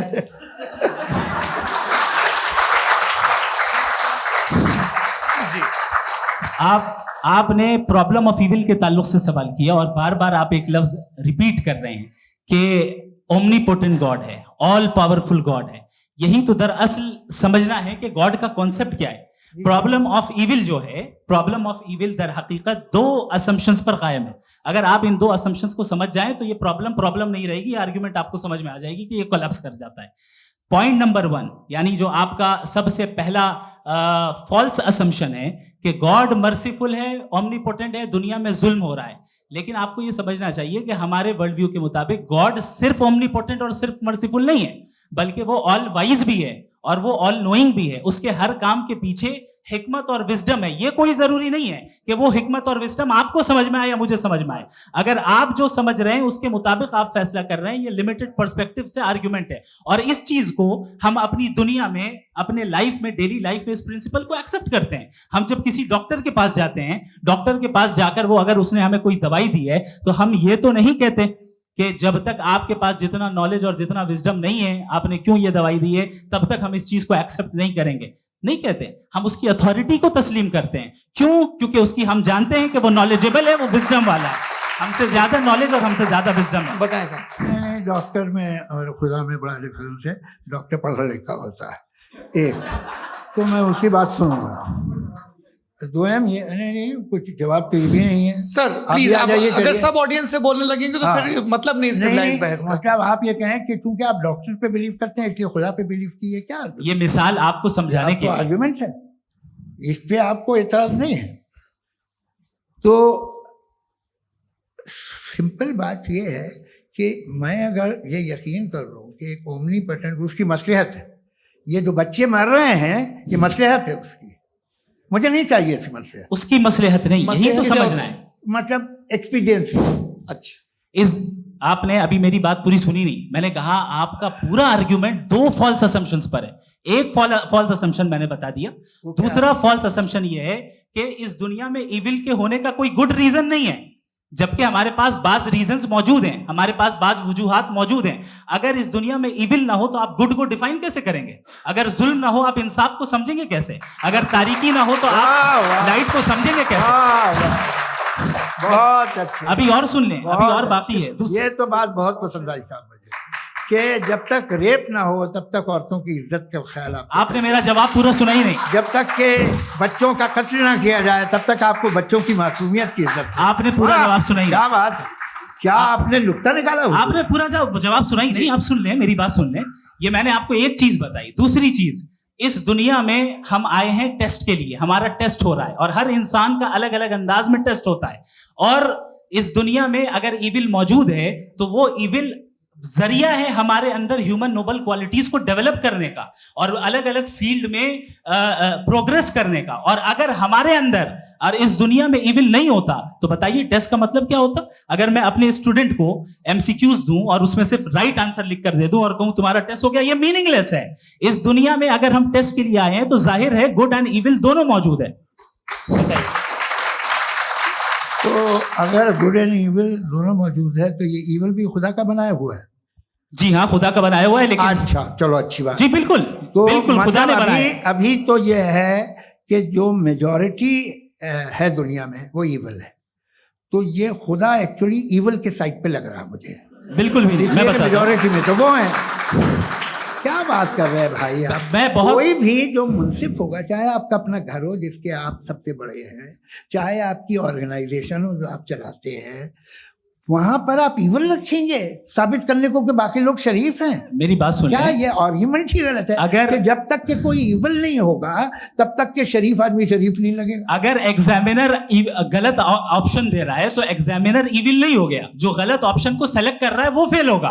क्रिएटर ने इविल को बनाया है लेकिन वो इविल नहीं है। अच्छा सुनिए मेरी बात, लेट मी कंप्लीट सर। जी जी। क्रिएटर ने इविल को बनाया है टेस्ट के लिए, वो इविल नहीं है। इविल वो होगा जो उसे इख्तियार करेगा। छुरी को बनाने वाला गलत नहीं होता है, छुरी का गलत इस्तेमाल करने वाला गलत होता है। रेप को कैसे गलत इस्तेमाल करते हैं? रेप इंसान के फ्री विल का नतीजा है।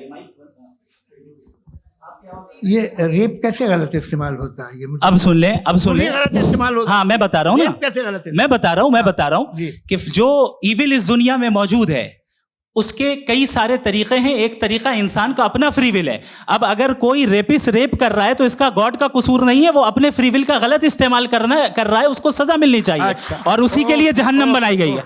ये फ्री विल का भी बड़ा चक्कर। आप जब कोई बुरा काम करते हैं या कोई बुराई होती है तो ये कहा जाता है कि ये फ्री विल है। 7 billion free wills are moving on this planet. 7 billion free will.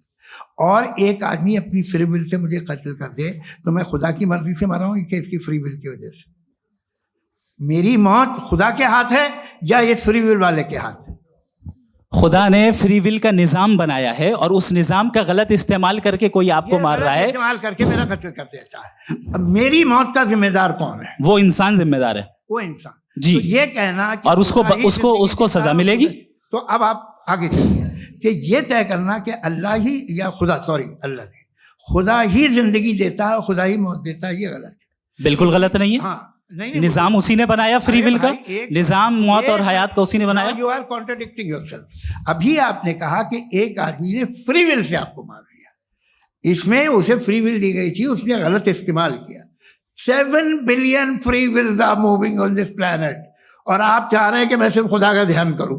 ये 7 बिलियन फ्री विल्स को मुझे लुक आफ्टर करना पड़ेगा कि नहीं? ये तो तबाहियां कर रही हैं और तबाहियां ज्यादा हो रही हैं। बिल्कुल। तो अगर आप बताएं अगर खुदा नहीं है फॉर एग्जाम्पल, तो आप इविल को कैसे डिसाइड करेंगे? यानी how can you define evil objectively without God? देखिए, दुनिया में 2 तरह के जानवर हैं। एक जो अकेले रहते हैं जंगल में और एक जो ग्रुप्स में रहते हैं। ग्रुप में जो भी रहेगा, चाहे वो आपका फाउंडेशन हो, चाहे कोई क्लब हो, चाहे कोई पॉलिटिकल पार्टी हो, चाहे कोई यूनिट हो, उसमें आपको इंटरैक्ट करने के रूल बनाने पड़ेंगे। यानी लोग तय करेंगे। लोग तय करेंगे। अगर लोगों ने ये तय किया कि किसी का रेप करना सही है, आप जस्टिफाई करेंगे? आपका फाउंडेशन तो ये हो गया ना कि लोग ही विल डिसाइड करेंगे। नहीं।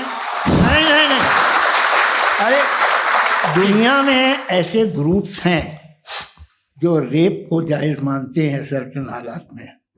मैं डिटेल में नहीं जानूंगा, आप भी जानते हैं। ये जो आईसिस वाले थे इन्होंने क्या किया था, तो उन्होंने क्या किया उसका खुदा से कोई ताल्लुक नहीं है सर। मैंने सिंपल सवाल किया कि इविल को आप डिफाइन करते कैसे हैं? आइए वापस आइए जी।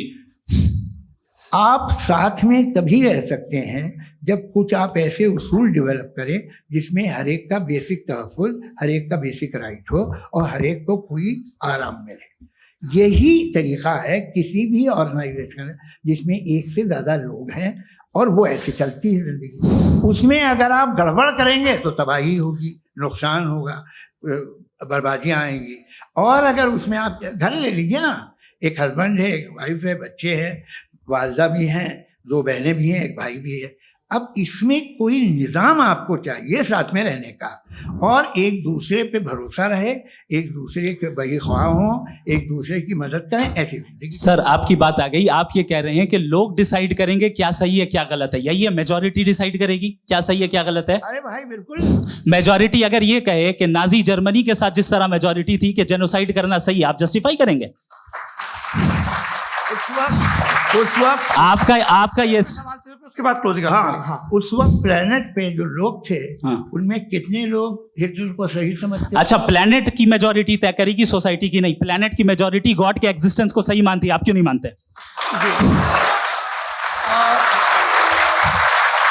ये हेलो ये क्रॉस क्वेश्चन का राउंड यहाँ पर समाप्त होता है।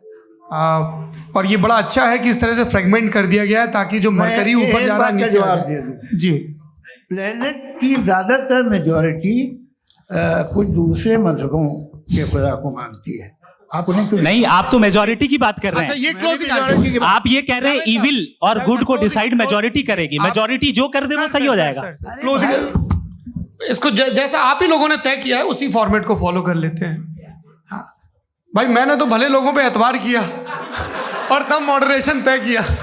जी, आपके पास 5 मिनट का वक्त है, क्लोजिंग आर्ग्यूमेंट है, उसके बाद हम ऑडियंस से क्वेश्चन आंसर लेंगे जावेद साहब की क्लोजिंग आर्ग्यूमेंट के बाद। ओके, बहुत शुक्रिया जी। हमारा जो टॉपिक है डज गॉड एग्जिस्ट, मैं इस पे इतने एकेडमिक तैयारी करके आया था, मुझे था कि मैंने सोचा था कि कई सारे मैं आर्ग्यूमेंट्स दूंगा, लेकिन वक्त की भी किल्लत और जावेद साहब बार बार इधर उधर चले जा रहे थे तो उसको भी थोड़ा एंटरटेन करना पड़ गया। डज गॉड एग्जिस्ट पे मैं एक ही आर्ग्यूमेंट दे पाया, आर्ग्यूमेंट्स बहुत हैं और डेफिनेटिव आर्ग्यूमेंट्स हैं, और मेरे आर्ग्यूमेंट को किसी एक राउंड में भी इन्होंने एंटरटेन नहीं किया और रेफ्यूट नहीं किया, एक राउंड में भी नहीं, एक राउंड में भी नहीं, और ना ही अभी आपका क्लोजिंग आर्ग्यूमेंट आएगा, नहीं, वो बता देना। Argument of contingency. सर अरे मैं आपसे कई बार कह चुका हूँ कंटीजेंसी का मतलब अब मैं कैसे समझाऊं आपको आपस में? हाँ, आप और कितने आसानी से समझाऊं मैं, मुझे तो नहीं समझ में आ रहा है। आप अपनी आर्ग्यूमेंट ऑफ कंटीजेंसी उर्दू में बोल सकते हैं। हाँ, आप अपनी बात पूरी कर लें जी, आखिरी 4 मिनट। दूसरी चीज, just a minute please ma'am, can I talk? दूसरी चीज ये है कि आपने एक तो इसका जवाब नहीं दिया, दूसरा आपने गॉड के ना होने पर कोई डेफिनेटिव आर्ग्यूमेंट नहीं दिया, सिर्फ मजहब पे बात कर रहे हैं आप। मजहब तो आज हमारा टॉपिक ही नहीं था, आज तो हमारा टॉपिक हो, आप मजहब से ले लेकर आईएस तक चले गए। भाई हमारा क्या ताल्लुक है उससे? We condemn them. और उसका गॉड से क्या ताल्लुक है? अगर कोई गलत काम कर रहा है, किसी ने किसी को कत्ल किया, किसी ने किसी का रेप किया, उसको सजा मिलनी चाहिए। और आपके पास कोई भी rational strong foundation of morality नहीं है। आपने कहा कि मेजॉरिटी तय करेगी सोसाइटी की, वो सही होगा। मैंने कहा हिटलर को फिर आप सही कहेंगे, नहीं, प्लैनेट की सोसाइटी की मेजॉरिटी तय करेगी। तो प्लैनेट की मेजॉरिटी गॉड के एग्जिस्टेंस को मानती है, आप कह रहे हैं ये रिलीजियस है। तो यानी आपके पास कोई स्ट्रॉन्ग फाउंडेशन नहीं है ऑब्जेक्टिव मोरालिटी का। ऑब्जेक्टिव मोरालिटी का अगर कोई फाउंडेशन है तो वो सिर्फ गॉड है, गॉड है, गॉड है। थैंक यू जी। ये मुफ्ती शमाइल नदवी साहब का क्लोजिंग आर्ग्यूमेंट था। अब हमारे पास जी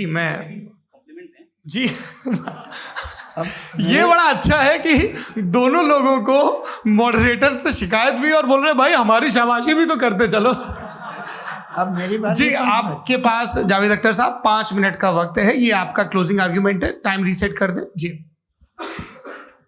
देखिए, बहुत सारी बातें हैं। गॉड का डेफिनेशन दुनिया के किसी भी रिलीजन में है कि वो ओमनीपोटेंट है, वो ओमनीप्रेजेंट है, he is just, he is kind, he loves you and so on. मैं जब दुनिया देखता हूँ तो मुझे कोई ऐसा सुप्रीम पावर यहाँ दिखाई नहीं देती है जो इंसान की बहबूदी के लिए कुछ कर रही हो, कमज़ोर को बचा रही हो, मदद कर रही हो, जालिम को पीछे हटा रही हो। मैं नहीं देखा, तारीख में नहीं। एक तो अगर है और ये देख रहा है तमाशा, तो उसका होना न होना बराबर है। दोयम ये कि ये जो है, जब आप ये कहते हैं कि कायनात जिसकी कंटीजेंसी है, मैं देखिए वो लफ्ज़ इस्तेमाल किया मैं, तो ये कैसे हो सकती है भाई? और फौरन आप सरेंडर कर देते हैं कि जाहिर है कि इसका बनाने वाला तो इससे 10,000 गुना ज़्यादा कॉम्प्लिकेटेड होगा, उस पर आपके होने पे कोई इतराज नहीं है। उसे वो टाइमलेस है, वो पहले से था, टाइम तो बहुत बाद में आया, ये सब आप मानने को तैयार है, जिसका आपके पास कोई सबूत नहीं, आपके पास कोई रीजन नहीं है। आपकी तारीफ क्या है मजहबों की, बिलीफ की, जो खुदाओं का बिलीफ है, ये कॉन्स्टेंटली गलत साबित होता रहा है। मतलब आप कहें कि अरिस्टोटल के ज़माने में तो सब जाहिल थे, वो भी इतने ही यकीन से खुदा पे यकीन रखते थे, जो अब नहीं रहा, ये भी नहीं रहेगा, आप लिख लीजिए। और इसके आसार आपको दुनिया में दिखाई देना शुरू हो चुके हैं। ये बहस क्या आज से 100 साल पहले इस तरह हो सकती थी? यहाँ तक तो आपको हम ले आए हैं। तो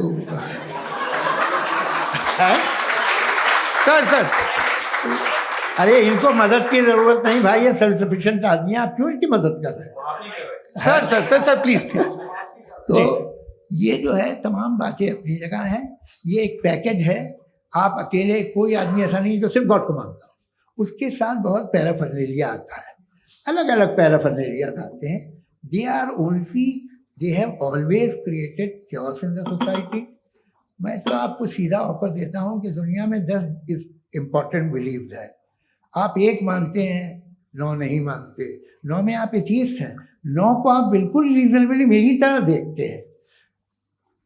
तो 90 मजहबी आदमी भी 90% एथीस्ट है, वो दूसरे खुदा नहीं मानता, एक खुदा मानता है अपना वाला, बाकियों को कहता है गलत है। अगर आप मानना ही बंद कर दे तो आपका 10% चांस है कि आप सही हैं और 90% चांस है कि आप गलत हैं। मेरा मशवरा है आप मानना छोड़ दिए तो 50% चांस होगा कि आप सही हैं और 50% चांस होगा, 40% आप गेन करेंगे बाय बिकमिंग एन एथीस्ट।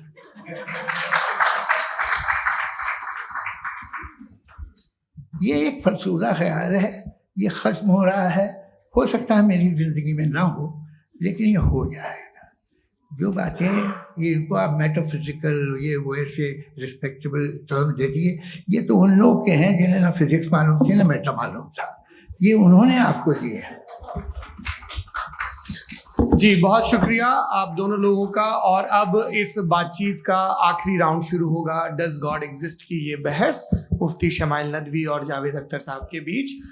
आप लोग अपने अपने हाथ ऊपर करेंगे, मैं यहाँ से तय करूँगा।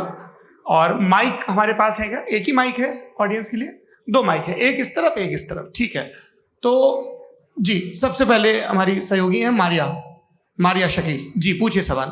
थोड़ा सा रुकेंगे ताकि कैमरे का फ्रेम आप पर आ जाए, आपकी तो प्रैक्टिस है टीवी की। जी नदवी साहब, मैं खुदा को मानती हूँ, पहले मैं इसी प्रमाइस से शुरू कर रही हूँ और ये बता रही हूँ आपको, मैं मानती हूँ, लेकिन कुछ सवाल हैं जो जावेद साहब ने उठाया, उसका जवाब आपको देना चाहिए। पहला सवाल ये कि गजा में सालों से छोटे बच्चे मर रहे हैं, वो उनको, अगर खुदा मर्सीफुल है, हम मानते हैं कि अल्लाह ताला में बहुत ताकत है, तो वो बच्चे क्यों मर रहे हैं? दूसरी बात ये कि अगर कंटिजेंसी की जो आप बात करते हैं, पूरे मुस्लिम ममालिक मिल करके भी उन गजा के बच्चों को क्यों नहीं बचा पा रहे हैं? क्योंकि अगर वो चाहते, क्योंकि अल्लाह ताला उन पर हुकूमत करते हैं, सब पर हुकूमत करते हैं, तो वो उनको क्यों नहीं बचा? जी थैंक यू वेरी मच। बहुत अच्छा किया आपने इस चीज़ को जिक्र कर दिया, मैं इसको और अच्छे से एक्सप्लेन करने की कोशिश करता हूँ। देखें, जहाँ तक आपने कहा कि गजा के बच्चों को मारा जा रहा है, देखिए 2 वर्ल्ड व्यू है, एक एथीस्टिक वर्ल्ड व्यू, एक थीस्टिक वर्ल्ड व्यू है। बच्चे मर रहे हैं दोनों वर्ल्ड व्यू में, लेकिन हमारा वर्ल्ड व्यू कह रहा है कि रिकॉम्पेंस है, ये कह रहे हैं कि उनका मरना बेकार जाने वाला है, कोई उसका रिकॉम्पेंस नहीं है, चूंकि इनके यहाँ आखिरत और अल्लाह का कोई तसव्वुर या गॉड का कोई तसव्वुर नहीं है। आपने ये सवाल किया कि गॉड मर्सीफुल है, क्यों नहीं रोकता? ये मैंने बताया कि ये मिसकंसेप्शन है लोगों के दरमियान कि गॉड को सिर्फ मर्सीफुल और ओमनीपोटेंट समझते हैं। गॉड के सिर्फ यही 2 एट्रीब्यूट्स नहीं हैं, गॉड के कई सारे एट्रीब्यूट्स हैं, उनमें से अल हकीम भी है, उनमें से ऑल वाइज भी है, ऑल नोइंग भी है। लिहाजा अगर इस दुनिया में किसी को तकलीफ आ रही है और गॉड उसको नहीं रोक रहा है, वो इसलिए नहीं रोक रहा है चूंकि इंसानों को फ्री विल दिया गया है। ठीक इसी तरीके से अगर एक डॉक्टर किसी छोटे बच्चे को इंजेक्शन लगा रहा है, उसे तकलीफ पहुंच रही है, उसके लिमिटेड पर्सपेक्टिव के एतबार से ये गलत हो रहा है और डॉक्टर बुरा है, लेकिन जब आप ब्रॉडर पिक्चर को देखेंगी, आपके और हमारे पास सिर्फ एक पिक्सल है, हमें इतना नजर आ रहा है कि गजा में कत्ल हो रहा है, लेकिन इसके पीछे कितना रिकॉम्पेंस उनको मिलने वाला है, पूरा पिक्चर गॉड के पास है। तो एक पिक्सल से आप पूरे पिक्चर को कभी भी जज नहीं कर सकती। आप इसमें कुछ जोड़ना चाहेंगे? आपको कुछ बोलना है इसमें? भैया आपने बहुत अच्छा जस्टिफिकेशन दिया। या आप वो जो वहाँ के प्राइम मिनिस्टर इजराइल के उन्हें भेजिए, वो बहुत खुश होंगे। आप जस्टिफिकेशन दे देना कि अगर गॉड नहीं है तो बच्चे क्यों मर रहे हैं, आप बताएं। जी, वो ये सवाल पूछ रहे हैं कि अगर आप ईश्वर का अस्तित्व नहीं मानते हैं तो उन बच्चों की मौत को आप कैसे इंटरप्रेट करते हैं? भाई ये दुनिया जो है, जो ताकतवर लोग होते हैं वो एक नाइंसाफी करते हैं। तो ये अच्छा काम है आपके नजदीक, तो नेचर नाइंसाफी पे मबनी है। अरे मेरे भाई, आप नेचर की कहाँ बात कर रहे हैं, तो इंसान की बात कर रहे हैं। तो फिर जब मैं इंसान की बात कर रहा था, आप नेचर की बात करने लग क्रॉस गए। एग्जामिनेशन नहीं। हाँ, अब आप मुझे बोलने नहीं देंगे तो अलग बात है, आप बोलिए, मैं मुझे कोई चीज़ नहीं। जी नहीं, ये क्रॉस एग्जामिनेशन है। मुझे बोल तो लेने दीजिए। जी, बोलिए। क्या बात ये है कि ह्यूमन सोसाइटी तभी साथ में रह सकती है जब वो मोहब्बत से, एकता से, एक दूसरे के एहतराम करके रहे। इसके अलावा पॉसिबल नहीं है, अकेले तो इंसान रह नहीं सकता। वहाँ पर कुछ लोग हैं जो फाउल करते हैं। वो फाउल हम हमेशा से तारीख में होता आया है। आज ये हो रहा है, जो हो रहा है बहुत बुरा हो रहा है, बहुत जालिमाना है, बहुत जाबराना है। उसको आप कहें कि ये बच्चों को कॉम्पनसेशन मिल जाएगा या इसकी इंजेक्शन है, इंजेक्शन तो हेल्थ के लिए दिया जाता है। आप ये कह रहे हैं कि ये बच्चों की जो धज्जियां उड़ रही हैं ये इंजेक्शन है, ये टेस्ट है, ये टेस्ट है, और उस टेस्ट में उनको ऐसा रिकॉम्पेंस मिलेगा जो आपके तसव्वुर के बाहर है। ये आप 3 बरस के बच्चे को बारूद से उड़ा के टेस्ट ले रहे हैं। वाह, वो नहीं ले रहा है, खुदा नहीं उड़ा रहा है, इजराइल उड़ा रहा है। जी, ये तो उसको कंडेम अगला सवाल लेते हैं। अगला सवाल लेते हैं प्रोफेसर पुरुषोत्तम अग्रवाल। मुफ्ती साहब, एक निवेदन आपसे है कि कम से कम थोड़ा सा माइक क्लोज एक रिलीजियस और फिलोसफिकल कर मैम प्लीज। एक रिलीजियस और फिलोसफिकल ट्रेडिशन है जो ब्रह्मांड को यानी यूनिवर्स को ही अंतिम मानती है। सर्वम खलु इदम ब्रह्मम, this is Chandogya Upanishad, and it completely rules out the existence और नेसेसिटी, आपके शब्दों में necessity of a creator. The creation itself is the creator. तो एक मिनट प्लीज। दूसरा जो सवाल आपने अभी, जो आप बार बार कह रहे हैं कि भगवान विद्वान भी है, वाइज, सब जानने वाला, तो अगर विजडम में दुनिया भर के पापों और अत्याचारों को बर्दाश्त करना शामिल है, तो फिर इसका मतलब ये हुआ कि अगर मैं फ्री विल से उसको अपोज करता हूं तो ईश्वर की विजडम और मेरी फ्री विल में कॉन्ट्राडिक्शन है। Because when I am opposing whatever is happening in Gaza, then I am opposing the God's will और गॉड्स विजडम। जवाब लेते हैं क्योंकि तो गॉड की विजडम, एक मिनट सर प्लीज सर, ये एक जुमला, गॉड की विजडम है कि गाजा में जो कुछ हो रहा है वो हो रहा है, मैं उसका अपोज कर रहा हूं, तो मैं गॉड की विजडम के खिलाफ जा रहा हूं। एक सवाल। दूसरा ये नहीं, आपने 2 ऑलरेडी। सर आप और सवाल कर लें, लेकिन मुझे 2 जवाब दे दें। पहले आपने ये कहा, सुनिए मेरी बात सुनिए। भाई, इजराइल के गॉड के मुताबिक तुम्हारा ठीक हो रहा है ना? नहीं हो रहा है, ठीक नहीं हो रहा है। मैं बता रहा हूँ क्या हो रहा है, आप तशरीफ रखें, मैं बता रहा हूँ क्या हो रहा है। Let me complete please. एक सेकंड गाइस, एक सेकंड। ये देखिए, ऐसा है कि ये सब बड़ा आपस में विचार विमर्श के बाद ये तय हुआ था कि कुछ नियम बना लिए जाएं ताकि एक टाइम बाउंड बातचीत चले। और भाई साहब, आप बड़ा जरूरी काम कर रहे हैं लेकिन कैमरे के फ्रेम में आके उस काम को गड़बड़ कर दे रहे हैं। ठीक है गुरु, अब मेरे को कहीं का गुस्सा कहीं निकालना था, सॉरी। नहीं, कोई गुस्सा नहीं है जी। तो प्रोफेसर ने सवाल पूछे, आप उनके जवाब दें, और थोड़ा ये सब लोग थोड़ा ख्याल रखें भाई, सवाल संक्षिप्त रखें जी। आपने 2 सवाल किया। सबसे पहला ये कहा कि हमारे पास ये कॉन्सेप्ट है कि ये यूनिवर्स खुद नेसेसरी बीइंग है, creation itself is the creator. How irrational is this कि मैं एग्जिस्ट करूंगा बाद में, लेकिन अभी एग्जिस्ट कर भी रहा हूं, यानी एक ही टाइम में एग्जिस्ट भी कर रहे हैं, नहीं भी कर रहे हैं। This is not true. दूसरी चीज आपने कहा कि अगर इजराइल में, सॉरी माफ कीजिएगा, Israel doesn't exist, occupied Palestine में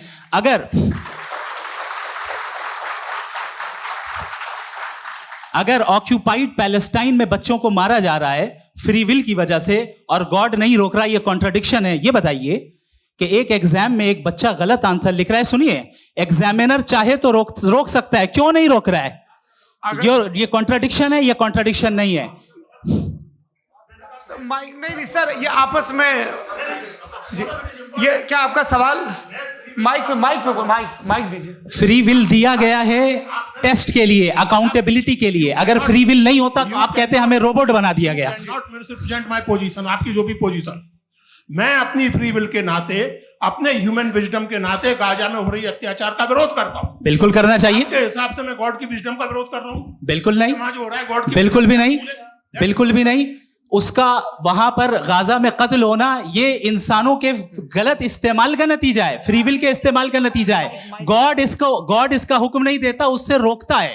यही तो मसला है ना, आपके लिए कॉन्सेप्ट क्लियर? नहीं भाई, आपने तो बताया था इंजेक्शन लगाने से बच्चे को तकलीफ होती है, ये इंजेक्शन लगा। सर आप ऐसे रेटोरिक स्टेटमेंट दे तब तो कोई मसला नहीं समझते रहेंगे। This is a rhetoric statement, this is not a logical argument sir. I am sorry. आखिरी 30 मिनट बड़े मुश्किल होने वाले हैं। जी, मुफ्ती साहब आगे बैठे हैं, इनको माइक दीजिए। हाँ, तरुण माइक आप अपने पास रखिए, आपको कैमरे का फ्रेम पता है जी। सबसे पहले दोनों को मुबारकबाद। एक सर अपना आप नाम बता दें। आप अमेरिका में शिकागो में रहते हैं, इतना मुझे याद है। बताया आप, यासिर नदीम अलवाजदी मेरा नाम है। जावेद सर, आपसे एक क्वेश्चन है इन्फिनिट रिग्रेस के ताल्लुक से। एक हाइपोथेटिकल सिनेरियो है, मसलन अगर आप सर माइक थोड़ा सा प्लीज क्लोज रखिए। ओके जी। अगर आप शायर इसलिए हैं कि आपके कोई उस्ताद शायर थे, और वो इसलिए शायर थे कि उनके कोई उस्ताद शायर थे, और इसी तरीके से हम माजी में पीछे चलते चलते चले जाएं और कहीं ना रुके, तो माफ कीजिएगा आप कभी शायर नहीं हो सकते। लेकिन आप शायर हैं, आपका शायर एग्जिस्ट करता है, इसका मतलब ये है कि आप कहीं ना कहीं रुके हैं। तो मेरा सवाल ये है कि क्या आप इन्फिनिट रिग्रेस ऑफ कॉजेस को लॉजिकल फैलेसी मानते हैं या नहीं मानते? हाँ या ना? मैं इन्हें लॉजिकल फैलेसी नहीं मानता हूँ, लेकिन मेरा प्रॉब्लम यह है कि जब मैं नहीं मानता हूँ तो I will continue with this logic जो फैलेसी नहीं हो। आप एक जगह रुक जाते हैं जाके, आप कहते हैं ये गेंद कैसे बनी, ये जजीरा कैसे बना, ये समंदर कैसे बना, ये ज़मीन कैसे बनी, और अचानक गॉड पे जाके आपको ब्रेक लग जाता है। एक बार आप सवाल नहीं करते कि भाई इनको बनाने वाला तो इनसे भी कॉम्प्लिकेटेड होगा, वो कैसे बना, उसके बारे में आपने इत्मीनान कर लिया वो हमेशा से। तो अगर आप उसे हमेशा से मानते हैं तो फिर ये मान लीजिए कि कायनात हमेशा से, क्या तकलीफ हम वजूद में नहीं आते जी है? हम मौजूद नहीं। अच्छा सर क्यों नहीं होता? मैं बताऊं प्लीज। मैंने मिसाल दी आपके शेर, आपका शेर कभी वजूद में ना आता अगर शायर इसी तरह चलते रहते हमेशा। जी माइक मेरे ख्याल से एक सेकंड। इन्फिनिट रिग्रेस का कॉन्सेप्ट क्लियर नहीं हो पाया सर, रहने दें, लेट्स मूव ऑन। ठीक है। हाँ, थोड़ा सा मॉडरेटर का भी ख्याल रखें। नहीं आपने तो रखा है, आपने रखा है। यहाँ पे गौहर रजा साहब हैं, वो भी एक सवाल पूछना चाहते हैं। माइक यार नीचे से ऑन कर दिए नीचे। पहले तो ये कह दूं कि मैं उन बच्चों से शर्मिंदा हूं जिनको गजा में कत्ल किया गया, क्योंकि हमारे होते हुए कत्ल किया गया। लेकिन उससे ज्यादा शर्मिंदगी इस बात से हुई कि मुझे लगा कि मुफ्ती साहब उसको जस्टिफाई कर रहे हैं। बिल्कुल भी नहीं, आप बहुत ही गलत। मुझे लगा मैं गलत हो सकता हूं। बिल्कुल गलत मैं है। सवाल पूछ रहा हूं, सवाल मैं देखिए, सवाल अगर पूछ रहा हूं। एक मैं जावेद भाई से डिसएग्री करता हूं। एक सेकंड देखिए, अगर देखिए ऐसा एक सेकंड आप सर वेट अरे आप कुछ मेरे पहले मुझे अपनी बात क्या लेने दीजिए। अगर ऑडियंस तय करेगी तो फिर मॉडरेटर का मतलब नहीं। मेरा आप सबसे ये कहना है, ये बहस दो लोगों के बीच में है, एक तरफ मुफ्ती साहब, एक तरफ जावेद साहब। पिछले 1.5 घंटे से ये लोग अपने अपने तर्क रख रहे हैं। आपकी इनसे इत्तेफाकी हो सकती है, ना इत्तेफाकी हो सकती है। मेरे उस्ताद मुझे सिखा गए हैं कि मुखामुखम में असहमति की गुंजाइश बची रहनी चाहिए। अगर मैं आपकी बहुत इज्जत करता हूं गौहर साहब, आपने जो कमाल की किताबें लिखी, साइंटिफिक टेम्परामेंट, लेकिन मेरी ये गुजारिश है आप सबसे कि यदि आप इन लोगों ने जो बोला उन पर टिप्पणियां करेंगे तो ना वक्त की पाबंदी रहेगी, ना वो अनुशासन। आप सवाल पूछ लें, उस सवाल में जो बात आ जाए वो आ जाए। मैं जावेद साहब से डिसएग्री करता हूं, इसलिए जावेद साहब से सवाल पूछ रहा हूं। आपका सवाल जावेद अख्तर साहब से। और सवाल ये है मेरा कि जावेद साहब ने कई बार लॉजिक का इस्तेमाल किया कि साइंस में लॉजिक है और रिलीजन में लॉजिक नहीं है। मेरा ख्याल ये है कि रिलीजन में भी लॉजिक है, लेकिन उस लॉजिक की बेसिस ये है कि आप रुक जाते हैं, जिसका जिक्र जावेद साहब ने बार बार किया, यानी खुदा के तसव्वुर पे आते हुए, गॉड के तसव्वुर पे आते हुए रुक जाते हैं। और इसमें सवाल पूछना मतलब फॉरबिडन होता है। सवाल ये है कि क्या जावेद साहब इससे एग्री करते हैं कि साइंस की लॉजिक अलग है और रिलीजन की लॉजिक अलग है? बताइए सर।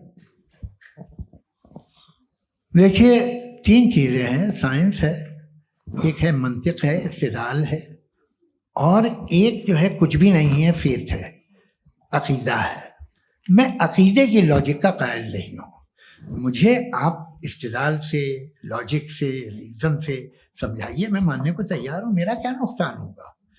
लेकिन ये कि अकीदे पे मैं नहीं जा सकता हूँ। अकीदे का मतलब है कि तुम ये मान लो, सवाल ना करो, ये नहीं। आप सारी बातें करके, बड़ी साइंटिफिक बातें करके एक जगह जाके खुदा के हुदूद पे रुक जाते हैं, सरेंडर कर देते हैं। मैं सरेंडर करने को तैयार नहीं। That's all. जी, ये आगे सर बैठे हुए हैं, इनको माइक दीजिए। भाई वो आप पूछना चाह रहे थे ना भाई? हाँ, नहीं मैं ये थैंक यू जी, आपका नाम? आसिम इफ्तिखार। आसिम जी, पूछिए। सर, जावेद सर से सवाल है कि आपने अपने माइक थोड़ा करीब रखिए। अपने क्लोजिंग स्टेटमेंट में बात कही थी कि मज़हब का जो फ्यूचर है वो ज़्यादा दिन नहीं जाने वाला है, लेकिन मैं देख पा रहा हूँ कि जो ऑक्सफोर्ड यूनिवर्सिटी की एक स्टडी है 2011 में हुई है, जिसके 50 एकेडमिशियंस ने इसको अंजाम दिया था, उसमें वो ये कहते हैं कि जो फेथ इन गॉड है वो इनबिल्ट है ह्यूमन नेचर के अंदर, जिसको हम कहते हैं फितरत के अंदर शामिल है वो। और वो ये कहते हैं कि अगर कोई ये समझता है कि मज़हब को वो ख़त्म कर देगा तो ये उसकी गलत फहमी है। तो आप इसके बारे में, इस स्टडीज़ के बारे में क्या कहते हैं? ठीक है, मैं उनसे एग्री नहीं करता हूँ। वो कौन से प्रोफेसर होंगे? ऐसा उनके क्या पास डेटा है, इन्होंने डेटा के बेस होगा। डेटा क्या हो सकता है? फ्यूचर का डेटा तो नहीं हो सकता ना उनके पास, प्रेजेंट का डेटा हो सकता है। डेटा आपने सुना 100 साल पहले का बाद का डेटा? मैंने तो नहीं सुना आज तक। तो आज उनकी ये राय है और हो भी राय, ठीक है। दुनिया में तरह तरह की राय है लोग, लेकिन मैं समझता हूँ कि वक्त के साथ इंसान ज़्यादा से ज़्यादा रीजनेबल और लॉजिकल होता जा रहा है। आज आप देखिए वेस्टर्न यूरोप में क्या परसेंटेज है नॉन बिलीवर्स की, बहुत हाई। वहाँ चर्च खाली पड़े होते हैं। तो अल्टीमेटली तो इंसान कोई ऐसी बात बहुत अरसे तक नहीं मान सकेगा, चाहे गलत या सही, जो उससे उसके दिमाग को, उसके जहन को, उसकी लॉजिक को अपील न करे। वो कह रहे हैं तो ऑक्सफोर्ड के होंगे तो कैम्ब्रिज के होंगे, तो मुझे क्या लेना देना। उनका डेटा मुस्तकबिल का नहीं हो सकता है। जी दीपक, हाँ पूछिए। मैं आऊंगा, अभी पीछे की साइड भी आऊंगा, माइक वहीं भेजूंगा 2-3 साल के लिए। जी जावेद साहब, आपसे सवाल है। नमस्ते। अरे भाई सर, अगर आप ही लोग को तय करना है तो फिर 200 लोग तय कर लें। ये एक साहब नहीं sir, please don't do this sir. Everybody has a right sir, but we can only take selected questions. No sir, अरे ये भाई, यंग लोग भी आराम हैं से। तो इनकी ये अब उतने यंग, भाई आप यंग हैं कि नहीं है? वो कह रहे हैं वो भी यंग हैं साहब, आप उनकी नौजवानी पर दावा उनको ही करने दें। हाँ मुफ्ती साहब, आप यंग, हाँ पूछिए। अरे भैया सर, मेरा सवाल ये है। कुछ इनसे भी तो पूछो। जी हाँ, नहीं, बस आपसे एक सवाल है। जैसे थीस्टों के पास, अपने जो ईश्वर को मानते हैं, उनके पास अपने सोशल गेट टुगेदर्स हैं। 5 रोज़ा क्रिसमस आने वाला है, होली है, दिवाली है, ईद है। एथिस्ट क्या ऑफर कर रहे हैं? मतलब मैं इनकी दुकान से बुरमा आना चाहता हूँ उस तरफ, पर मैं अट्रैक्ट नहीं हो पा रहा हूँ। मैं सोशल गेट टुगेदर्स क्या है आपके पास? वो ये कह रहे हैं कि जो धार्मिक लोग हैं, अलग अलग धर्म के लोग, उनके उत्सव त्योहार, कॉन्ग्रेगेशन बहुत हैं। अब आपको मैं एक सुनाता हूँ, यहाँ हिस्टोरियन भी बैठे हैं। मृदुला जी, आप बताइएगा सही है क्या? ये एक कॉन्स्टेंटाइन, एक ग्रीक रोमन बादशाह था, जो क्रिश्चियनिटी आने के 400 साल बाद उसने डिसाइड किया कि मैं क्रिश्चियन हो जाऊंगा, मेरी पूरी स्टेट कैंसिल हो जाएगी। उस जमाने में ऐसे ही होता था, राजा जो धर्म इख्तियार करता था वो जनता भी कर लेती थी। इसलिए कि वो हो गया था बैंकरप्ट, और उसे जो मेडिटेरियन कोस्ट के रिच क्रिश्चियन वो थे मर्चेंट, उससे पैसा चाहिए था। तो उसने कहा यार क्रिश्चियन हो जाओ। तो उसने अपने वजीर से कहा कि भाई ये हिस्ट्री है कि अब हम लोग क्रिश्चियन हो जाते हैं।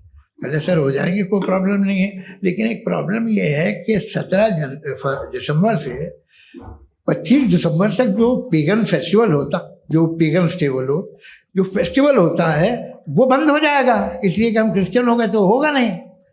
तो वो बच्चों को बहुत बुरा लगेगा, पब्लिक को बहुत इंजॉय करते हैं, खासतौर से 25 को मेन डे। उसने कहा हाँ ये तो सही कह रहे हो, ये जीसस क्राइस्ट की पैदाइश कब थी?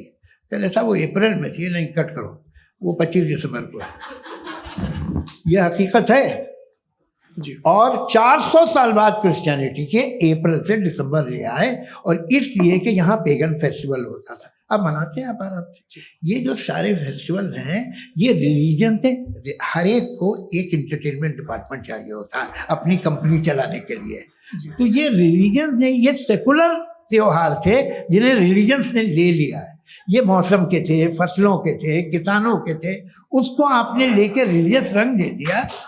ये कोई रिलीजन से थोड़ी आए हैं। आप अच्छा हमें देखिए, हम तो मुल्द हैं, हम ईद मनाते हैं, हम दिवाली मनाते हैं, हम होली मनाते हैं, हम क्रिसमस मनाते हैं। बम्बई की फिल्म इंडस्ट्री की सबसे बड़ी होली हमारे घर में, सबसे बड़ी ईद हमारे घर में। वो हमारे सोशल वो है, हमारे हेरिटेज है। ऐसा थोड़ी है कि we will throw the baby along with the water. ये तो अच्छी चीज़ है, इन्हें रखो, जो बेकार है फेंक दो। जी हाँ। हेलो जी, मेरा सवाल नादवी जी से है। जैसा कि आपने बोला कि गॉड टाइम के भी परे है और गॉड इतनी कॉम्प्लेक्स चीज है कि उसे ह्यूमन माइंड समझ नहीं सकता, और गॉड ने अर्थ पे फ्री विल भी दे दी है, तो आप अपना वक्त जाया क्यों कर रहे हैं गॉड के बारे में बात करके? अपन को तो बात करनी चाहिए कि सोसाइटी को बेहतर कैसे करें। जी, मैं गॉड वही बताता है सोसाइटी को कैसे बेहतर करें। अभी मैं आपका जवाब देता हूं। आपने कहा कि टाइम पे वो एग्जिस्ट नहीं करता, मेरा सवाल ये है कि जैसा आपने बोला कि गॉड बहुत ही कॉम्प्लेक्स चीज है। मैंने कहा ही नहीं कि कॉम्प्लेक्स है, तो आपके अल्फाज है।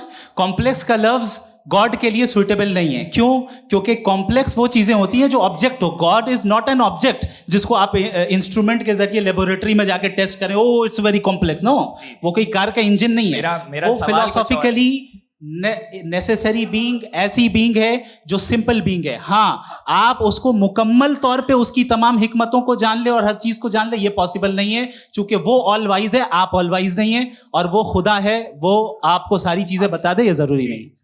मेरा सवाल ये नहीं था, मेरा सवाल ये था कि जब गॉड इतना परे है इस दुनिया से कि उसने अर्थ पे फ्री विल भी दी है, हम सब ह्यूमंस की फ्री विल है, और जो सोसाइटी में हो रहा है वो अपन लोग डिसाइड करेंगे, तो अपन लोग डिसाइड नहीं करेंगे ना, अपन लोग डिसाइड नहीं करेंगे। गॉड जो है, गॉड ने वो उसकी जात, उसकी एग्जिस्टेंस टाइम एंड स्पेस से परे है, लेकिन वो हमारा टेस्ट ले रहा है, और उसी गॉड ने हमें बताया कि तुम्हें क्या करना है क्या नहीं करना है, तो जाहिर है उस गॉड की बात सुनेंगे ना हम। वो पीछे एक चश्मा लगाए जो मैम खड़ी हैं, उनको दीजिए। हाँ, आप जी जी बिल्कुल आएंगे। देखिए मैं कोशिश कर रहा हूँ सब तरफ जाने की।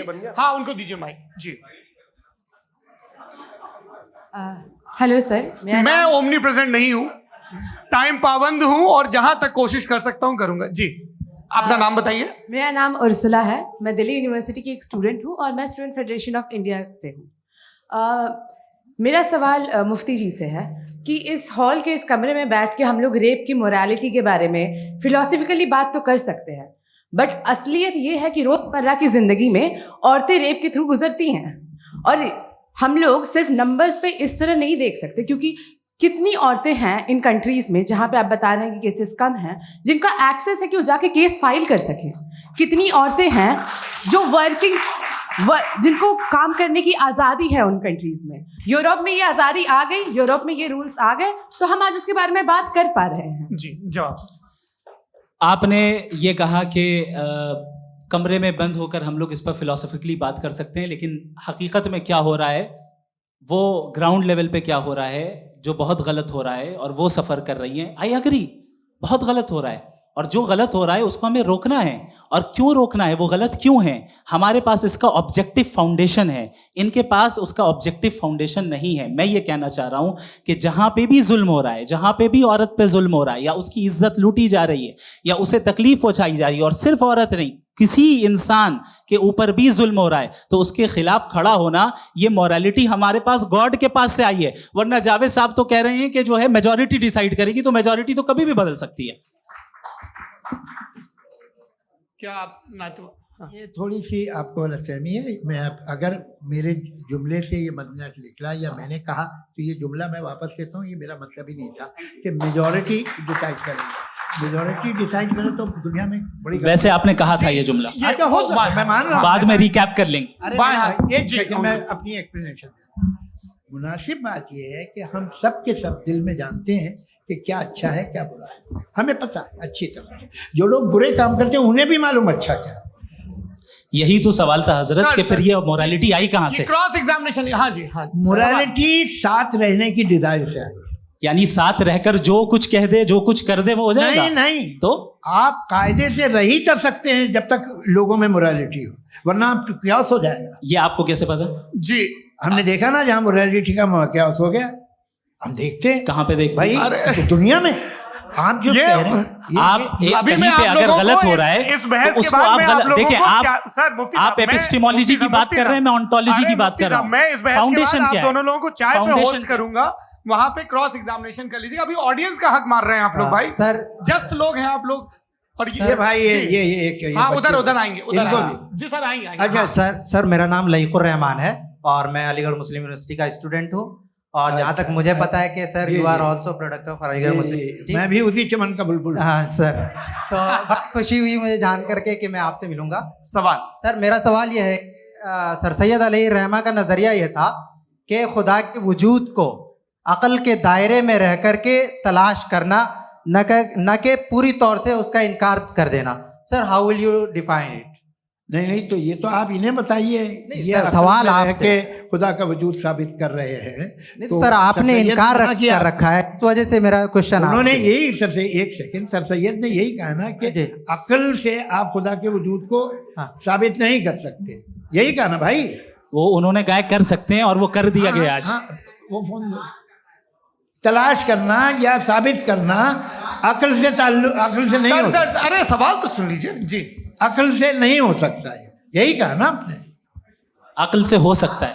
अरे वो यही कह रहे हैं भाई, आप बता रहे हो सकता है, वो तो कुछ और। आप अगर सर देखो नौजवान, फोन ले लो, वो इतनी बोलिए। कमाल की यूनिवर्सिटी है। अरे भाई दे दो मेरी ना बात जरा, तो- एक मिनट अरे दे दो मेरे भाई माइक। मेरी बात सुनो, नहीं, माइक मैं पे समझ- बोलो ताकि जो लाखों लोग देख रहे हैं। माइक दे दो ना। अरे देंगे ना माइक, तुम ठहरो तो। हाँ सर मेरा सवाल ये था कि सर सैयद अलैहि रहमा का एक नज़रिया था अपना कि खुदा का जो वजूद है उसको अक़ल के दायरे में रह करके तलाश करना है, न कि पूरे तौर से इनकार कर देना है। ये उनका कॉन्सेप्ट था। लेकिन मेरा सवाल ये है कि आप इसको कैसे डिफाइन करते हैं, एक्सप्लेन कैसे करेंगे, मैं आपसे मैंने जानना अकल चाहता के दायरे हूँ, में क्योंकि you are the product of Aligarh Muslim University. मुझे अकल के दायरे में रख के मैंने बहुत तलाश की, मुझे मिला नहीं। हाँ ये इधर उधर वो चश्मा लगाए जो, हाँ उनको दे दिया। जी जी फटाफट पूछिए, 5 मिनट है, 5 मिनट में खत्म हो रहा है। हाँ अस्सलाम वालेकुम मुफ्ती साहब। एंड मेरा सवाल जावेद अख्तर साहब से। क्या नाम है आपका? अरे भैया सब मुझे पूछ रहे हो यार। फैज फैज पूछिए फैज साहब। तो मेरा सवाल ये है कि अभी जो एथियस्ट है वो problem of evil argument use कर रहे हैं अगेंस्ट मुस्लिम्स, राइट? कि इस दुनिया में इतना सारा इविल है और अगेंस्ट मुस्लिम तो यहाँ अगेंस्ट थियस्ट। हाँ right? थोड़ा सा करेक्ट कर लीजिए Okay, भाई, पूरी मशक्कत इसी बात की थी कि किसी एक मजहब पे बात न टिके। जी, तो बेसिकली ये आर्ग्यूमेंट ऐसा है कि इस दुनिया में इतना ज्यादा इविल एग्जिस्ट करता है और अगर एक ऑल गुड गॉड है तो वो रोकता क्यों नहीं है? लेकिन इस सवाल में एक हिडन अजम्पशन ये है कि इस दुनिया में इविल एग्जिस्ट करता है। अब एथियस्ट ये कैसे ऑन्टोलॉजिकली प्रूव कर सकते हैं कि इस दुनिया में इविल एग्जिस्ट करता है? मैं आपको बताता हूँ, थोड़ा सा समझा। नहीं सर सर, एक मिनट, सर, please, आप मेरा हम लोग सवाल इनको पूरा सुनिए। नहीं please don't do that. I want to explain नहीं ऑन्टोलॉजिकली। हम समझ गए सर, इनको अब जवाब देने दीजिए। अच्छा सवाल पूछ लो। मैं अभी तक क्या था वो मैं थोड़ा सा ऐड ऑन कर लेता हूँ। तुम गुरु, तो हम जब इसका राउंड 13 करेंगे ना तब तुमको स्टेज पे बिठाएंगे। जी तो हाँ जल्दी से। तो देखिए एथियज्म के हिसाब से सब कुछ रैंडमली बन गया है, सब कुछ एटम्स और मॉलिक्यूल्स है। एक पत्थर में और मुझ में सिर्फ इतना फर्क है कि हम लोग एटम्स और मॉलिक्यूल्स का अलग अलग रीअरेंजमेंट है। अब एक पत्थर को कोई इंसान तलवार से 2 टुकड़ों में काट दे या मुझे, according to atheism it is same. There is no evil and good according to atheism. जी जी अच्छा, फैज साहब का सवाल ये है कि हाँ कोशिश भी करते तो इससे गलत सवाल नहीं कर पाते।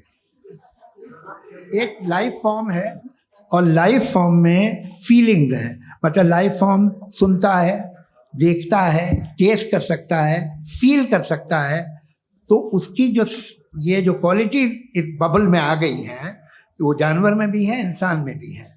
तो जाहिर है कि उसे कोई तकलीफ पहुंचेगी, तो चूंकि उसके पास वो सेंसिटिविटी है तो मैं करेगा। पत्थर में वो सेंसिटिविटी नहीं है। तो ये क्या सवाल हुआ कि अगर पत्थर को काटा तो पत्थर को तकलीफ नहीं होती, तो आपको काटे तो आपको क्यों तकलीफ हो? बैठ जाइए। जी हाँ अगला सवाल। हाँ पूछे। जी जावेद अख्तर साहब, अरे भैया, सब आप लोग मुफ्ती साहब को छोड़ रहे हैं तो मेरे ही पीछे पड़े हैं क्या? फिर चलो बोलो भाई। You asked how God can exist when children die in Gaza. हाँ, You asked how God can exist when children die in Gaza, and you also mentioned the rise of atheism in Europe. But the same events also are leading many atheists and non-believers to turn towards faith. How do you interpret this contradiction, where suffering pushes some away from God, yet brings others closer to belief? देखिए, आपको एक बात बताऊं, दुनिया perfect तो कहीं भी नहीं है, हर जगह कुछ खामियां हैं। बेटा एक मिनट, मैं आप ही को कहेंगे, देखो वो तो कुछ खामियां, कमजोरियां, खराबियां सब जगह है। लेकिन अगर देखोगे ईमानदारी से कि दुनिया सबसे ज़्यादा महज़ब कहाँ है, एक आम शहरी को कहाँ हुकूक हासिल हैं, वो बोल सकता है, अपनी मर्ज़ी से काम कर सकता है, अपनी मर्ज़ी से राय दे सकता है, हुकूमत के ख़िलाफ़ बोल सकता है, बरसरे इख्तिदार लोगों के बारे में बोल सकता है, सरमायादारों के ख़िलाफ़ बोल सकता है। तो आपको ये स्कैंडिनेवियन कंट्रीज़ में मिलेगा, वेस्टर्न यूरोप में मिलेगा। मैं नहीं कह रहा वो परफेक्ट है, बिल्कुल नहीं, वहाँ बहुत खराबियाँ भी हैं, परफेक्ट तो कोई। लेकिन जिन जिन मुल्कों में, लैटिन अमेरिका देखो, गल्फ देखो, वहाँ पर आपको ये ज़रूर है कि रेप नहीं होते होंगे। रेप की ज़रूरत क्या है भाई? उसको तो ख़रीद लो, घर में रखो, सड़क पर रेप करने की क्या ज़रूरत है? मगर सुनिए सुनिए सुनिए, मगर हकीकत ये है कि वहाँ शख्सी आज़ादी राय देने की, बोलने की नहीं है। जी, ये एक आखिरी सवाल मुफ्ती साहब से। हाँ मैम, इनको माइक दीजिए। शुक्रिया। मेरा नाम मनीषा है, मैं हरियाणा से आई हूँ। मैं मुफ्ती साहब से एक बात पूछना चाहती हूँ। आप बार बार जावेद साहब को कॉन्ट्राडिक्ट तो कर रहे हैं कि आपने ये कहा, लेकिन आप भी अजम्पशंस के बेसिस पे बात कर रहे हैं। आपने खुदा के होने का कौन सा प्रूफ पेश किया है, खुदा की एग्जिस्टेंस का?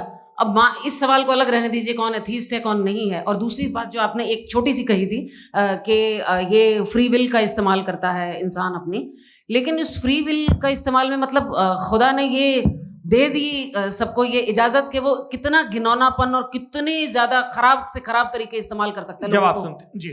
आप फ्री विल को मानती है ना?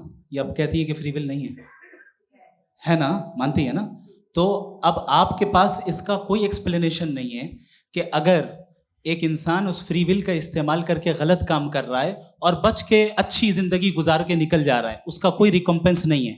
हमारे वर्ल्ड व्यू में जो इंसान गलत काम कर रहा है उसको भी रिकम्पेंस यानी उसका बुरा बदला मिलना है, और जो सही काम कर रहा है उसको सही बदला मिलना है। लिहाजा जो फ्री विल है वो इस तरीके से है कि एक लिमिटेड टाइम तक खुदा ने मोहलत दी है। ऐसा नहीं कि छूट दे दी, जो करना है करते रहो हमेशा। वक्त आएगा जब एग्जाम का टाइम खत्म होगा तब रिजल्ट आएगा, दौराने एग्जाम जबरदस्ती आपको नहीं बताया जाएगा। अरे भाई एक सेकंड, जी एक सवाल मुफ्ती साहब से मेरा। सर मैं मुफ्ती साहब से जी हाँ हाँ हाँ, मैम रुक जाइए, आपसे फोन, आप इसके बाद आपसे यही रहेंगे वो। हाँ बोलिए। मैं मुफ्ती साहब एक ही सवाल करता हूँ कि अगर जो हो रहा है फ्री विल से हो रहा है और एक दिन बरोज़ क़यामत इंसाफ होगा मैशर में वगैरह वगैरह, तो दुआ क्यों मांगते हैं लोग? दुआ मांगते हैं इसके मतलब है अभी भी उसने ये डिपार्टमेंट रखा है कि मैं रोजमर्रा की जिंदगी में बिल्कुल बिल्कुल ही कैन। तो तुम कैन हो, तुम मुझे नौकरी दिला देते हो, मेरे बेटे को ग्रीन कार्ड दिला देते हो, और 45,000 बच्चे मरते उन्हें रोकते नहीं हो। नहीं तो क्या आप ये कह रहे हैं कि इस दुनिया में जालिमों को कभी पकड़ ही नहीं होती है? अरे जो भी पकड़ होगी वो बच्चे रोते हैं। बिल्कुल, देखिए मैंने अपने ओपनिंग स्टेटमेंट में यही कहा था कि जनाब जावेद साहब सिर्फ इमोशनल आर्गुमेंट देंगे। This is an emotional argument. ये छोटे मोटे इसके पीछे का रीजन मैंने बताया क्या है, इसके पीछे का विजडम क्या है मैंने बताया। मंच से आप लोगों को सज्जनों इसलिए कह रहा हूं ताकि थोड़ा सा आपके कॉन्शियंस पे जोर रहे कि आपको ऑर्डर बचा के रखना है। वक्त तय हुआ था, ये वक्त पूरा हुआ, आपने इतने धैर्य पूर्वक सुना, मैं आप सबका बहुत बहुत शुक्रगुजार हूं। यदि इन दोनों विद्वानों की इच्छा होगी तो कभी हम इस बातचीत का राउंड 2, राउंड 3, यही तो देखिए खूबी है इंसान की कि बहस मुबाहसे में वो पड़ा रहता है। आप लोगों ने बड़े धैर्य का परिचय दिया, बहुत बहुत शुक्रिया। इसी के साथ ये बातचीत यहाँ पे आप लोगों को मैं एक बात बता दूं, ये सारी बहस हो गई, अब मुफ्ती साहब और बड़े मुफ्ती साहब इन साथ के साथ मैं खाना खाने वाला हूँ।